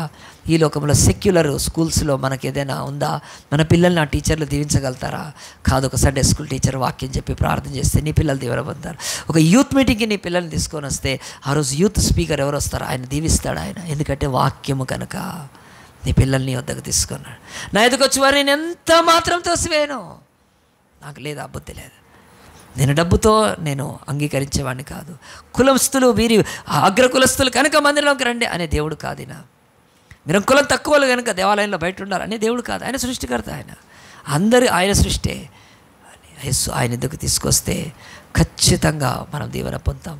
నీవు ఈరోజు యేసు ప్రభు దగ్గర తీసుకొచ్చిన ఈ డబ్బు, ఇదే నీకు శాశ్వతమైన ఆశీర్వాదము. దీన్ని కాకుండా యేసు యొద్ద ఒకవేళ నీవు ఇవ్వనక నమ్మకం లేదు, ఓకే, నో ప్రాబ్లం. నిన్ను బట్టి చర్చ ఏం నడవదు. గుర్తుపెట్టుకో, చర్చికి రక్తము కార్చే భక్తులు ఉన్నారు, రక్తము కారుస్తున్న ఆ యొక్క విశ్వాసులు కూడా ఉన్నారు. ఈరోజు నార్త్ ఇండియాలో తీసుకుపోయి ఆ యొక్క యూపీ సీఎం అతను ఎంత కఠిన ఆంక్షలు పెట్టి, పోలీసు వాళ్ళకి ఎంత అధికారం ఇచ్చి, ఎవరింట్లో ప్రార్థన చేసుకుంటున్న బర్త్డే కూడా తీసుకెళ్ళి జైల్లో వేసేస్తున్నారు. ఉన్నారు మంచి విశ్వాసులు ఆయనకు. నీ డబ్బుతోటి నువ్వు చర్చిని ఏమీ ఉద్ధరించలేవు. కానీ నువ్వు ఇచ్చినప్పుడు 5 రొట్టెలు నీ బ్రతుకులో ఒకనాడు శాపగ్రస్తమైన ఆ యొక్క ఫైనాన్షియల్ ఆ యొక్క ఖర్చులోకి వెళ్లకుండా దేవుడు కాపాడగలుగుతాడు. 3వది యేసు ప్రభు అంటున్నాడు, నువ్వెవరినైనా యేసు యొద్దకు తీసుకొస్తున్నావా? నువ్వు ఎంత చెప్తే, ఎంత వాదిస్తే, నువ్వు ఎంత వాళ్ళను సంధిస్తే ఏమీ లేదు. He should come to lord.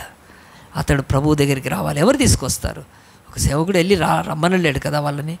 ఇంకా వేరేది కూడా యూ కెన్ నువ్వు కనుక యేసు నిలిచి ఉన్నాడు. నా యొద్దకు తీసుకొని రమ్మంటే ఆ గుడివాడిని త్వరగా తీసుకొచ్చారు. అంతే. దేవుడు అన్నాడు, ఈ సంవత్సరం నువ్వు ఈ లోకంలో ఆత్మల సంపాదకుడుగా, మనుష్యులను వెలుగులోకి నడిపించే బిడ్డగా నువ్వు దీవెన పొందాలంటే బ్రింగ్ సమ్వన్ టు లార్డ్. అది కూడా అందరినీ కాదండి, అందరినీ ఏం కాదు. ఎవరికే అయితే నువ్వు ప్రార్థన చేస్తావో, ఎవరైతే ప్రశ్నలు అడుగుతారో, ఎవరైతే నిరాశలో ఉన్నారో, ఎవరైతే దుఃఖంలో ఉన్నారో, ఎవరో వ్యాధుల్లో ఉన్నారో, ఎవరో భయంకరమైన బంధకాల్లో ఉన్నారో, యూ కెన్ బ్రింగ్ దెమ్. ఎవరిని పడితే వాడు రారు కదా. గుడ్డోడు కనుక వచ్చాడు, వాడికి అందరు రారు కనుక.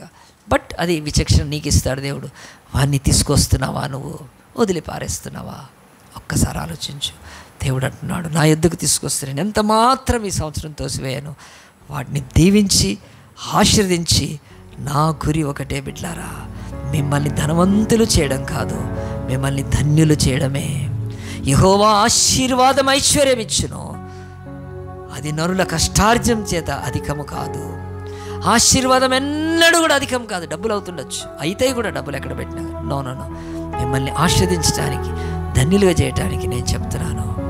మీ పిల్లల్ని నీ యొద్దకు నడిపించుకోండి. ఈ సంవత్సరమైనా ఈ 19వ సంవత్సరంలో మీ ఆర్థిక చిక్కులు బంధకాల్లోంచి బయట ఆయన మీ దగ్గర ఏముందో అన్నాడండి కదా. యేసు ప్రభు కూడా అంటున్నాడు, మీ దగ్గర లేనిది కాదు, మీ దగ్గర మీకు కలిగిందిగా, మీరు ఇవ్వలేంది కాదు. 5 రొట్టెలు తీసుకొచ్చి ఇచ్చారండి అన్నాడు. దేవుడు చెప్తున్నాడు ఈరోజు వరకు పాసిబుల్. నాలాంటి సేవకుల జీవితాలలో అవి బ్రతుకంతా సాక్ష్యమే. నాకు ప్రభువుకి ఏమి ఇచ్చానో అందరెట్లు నాకు దేవుడు ఇచ్చేసేసాడు. ఒక సేవకుడుగా, నేను సేవకుడు కాకముందు కూడా నేను 10 ఏళ్ళు చర్చిలో నేను సేవ చేశానండి. అప్పుడు నేను ఒక ఎంప్లాయీని, 300 నా జీతం, 300 నాది. ఒక కంపెనీలో పనిచేశాను, DCM అనే కంపెనీలో 300. కానీ ఎన్నడూ కాదు నా ఆఫరింగ్ ఆ చర్చిలో పడ్డాయి. నాకు కలిగింది నేను ఇచ్చేసాను. ఆ రోజు దేవుడు నాకు ఈరోజు ఎన్ని రెట్లు ఇచ్చాడో కూడా నాకు నేను వాటిని ఊహించలేను. నా యుద్ధకు తీసుకున్నాడు. మన డబ్బు ఎవరి దగ్గర, సౌకర్యాల దగ్గర పెడితే వడ్డీ ఇస్తారేమో, అదండి రియల్ ఎస్టేట్లో పెడితే రేట్లు పెరుగుతాయేమో, ఇంకెక్కడెక్కడికైనా స్టాక్ మార్కెట్లో పెడితే, ఎక్స్చేంజ్లో పెడితే, కానీ దేవుని యొద్దకు తేనె డబ్బుకి ఏది ఏమైనా ఉండదు. ఇక అంతే. అది ప్రాక్టికల్గా నేర్చుకోవాలి నువ్వు. 3వది, ఒక్కళ్ళనైనా ఆయన దగ్గర తీసుకుంటారా. వాళ్ళెంత దుర్మార్గులే, నరహంతకులు, బందిపోట్లు, వ్యభిచారిణులు తీసుకురాలేదు యేసుప్రభు. వాళ్ళందరూ మారిపోయారు. The power is in God. వాళ్ళని మార్చే శక్తి, వాళ్ళ కన్నులు తెరిపించే శక్తి. 3 కోటి దేవుళ్ళు దేవతలని నమ్ముతున్నారే, నమ్మని వాళ్ళకి ఒక్కసారి కళ్ళు తెరిస్తే వాళ్ళు ఇవన్నీ బొమ్మలే కదా, అప్పుడు తెలుసుకుంటారు. The spirit of God should open their eyes, not you and me. మనం ఎవ్వరం వాళ్ళ కన్ను తెరవలేమండి. యూ షుడ్ బ్రింగ్ అంటూ చేసుకోవాలి. మనం ధన్యులమవుతాం, ఆత్మలు సంపాదించే ధన్యులమవుతాం. ప్రార్థన చేసుకుందాం. జీవంగల దేవా, పరిశుద్ధుడా, ఈరోజు మమ్మల్ని ప్రేమించి ఈ 19వ సంవత్సరంలో ప్రభావ మీరు 3 చోట్ల చెప్తున్నారు దేవా. అయ్యా, మేము ఎవరిని తీసుకొని రావాలో నీ వద్దకు, అలాగున మాకు సహాయం చేయండి. ఏమి తీసుకొని రావాలో నాయన సహాయం చేయండి. మా బిడ్డల్ని ఎక్కడికి తీసుకెళ్లాలో ఎవరైతే తీసుకుని చెప్తున్నావు దేవా, మాకు సహాయం చేయండి. అలాగని చేసి మంచి దీవెన పొందుటకు మేము ధన్యులమవుటకు, ధనవంతులం కాదు నాయన. ఈరోజు కోట్ల మంది ఉన్నారు ధనవంతులు. ధనవంతులే కోట్లలో ఉన్నారు ఈ భూమి మీద. కాదు ప్రభా, మేము ధన్యులం కావటానికి నీ రక్తం కార్చావు, మేము ధన్యులం కావటానికి నీ ప్రాణం పెట్టావు, మేము ధన్యులం కావటానికి మా శాపం అనుభవించావు. మేము ధన్యులము కావటానికే నాయన ఎంత వేదన పొందావు దేవా. కనుక మేము నీ వాక్యానికి లోబడి ప్రభా మేము ధన్యులవుటకు మేము చేయాల్సినవి 3 చేయగలటకు ఈ సంవత్సరంలో అనేక విషయాలు విడుదల పొందటకు సహాయం చేయమని, విధమైన వాక్యాన్ని నారకటి నీరు పోసి దురంతాలు ఫలింప చేయమని మా ప్రభు, మా రక్షకుడైన యేసు దివ్యమైన నామమును బట్టి ప్రార్థించి వేడుకుంటున్నాము తండ్రి.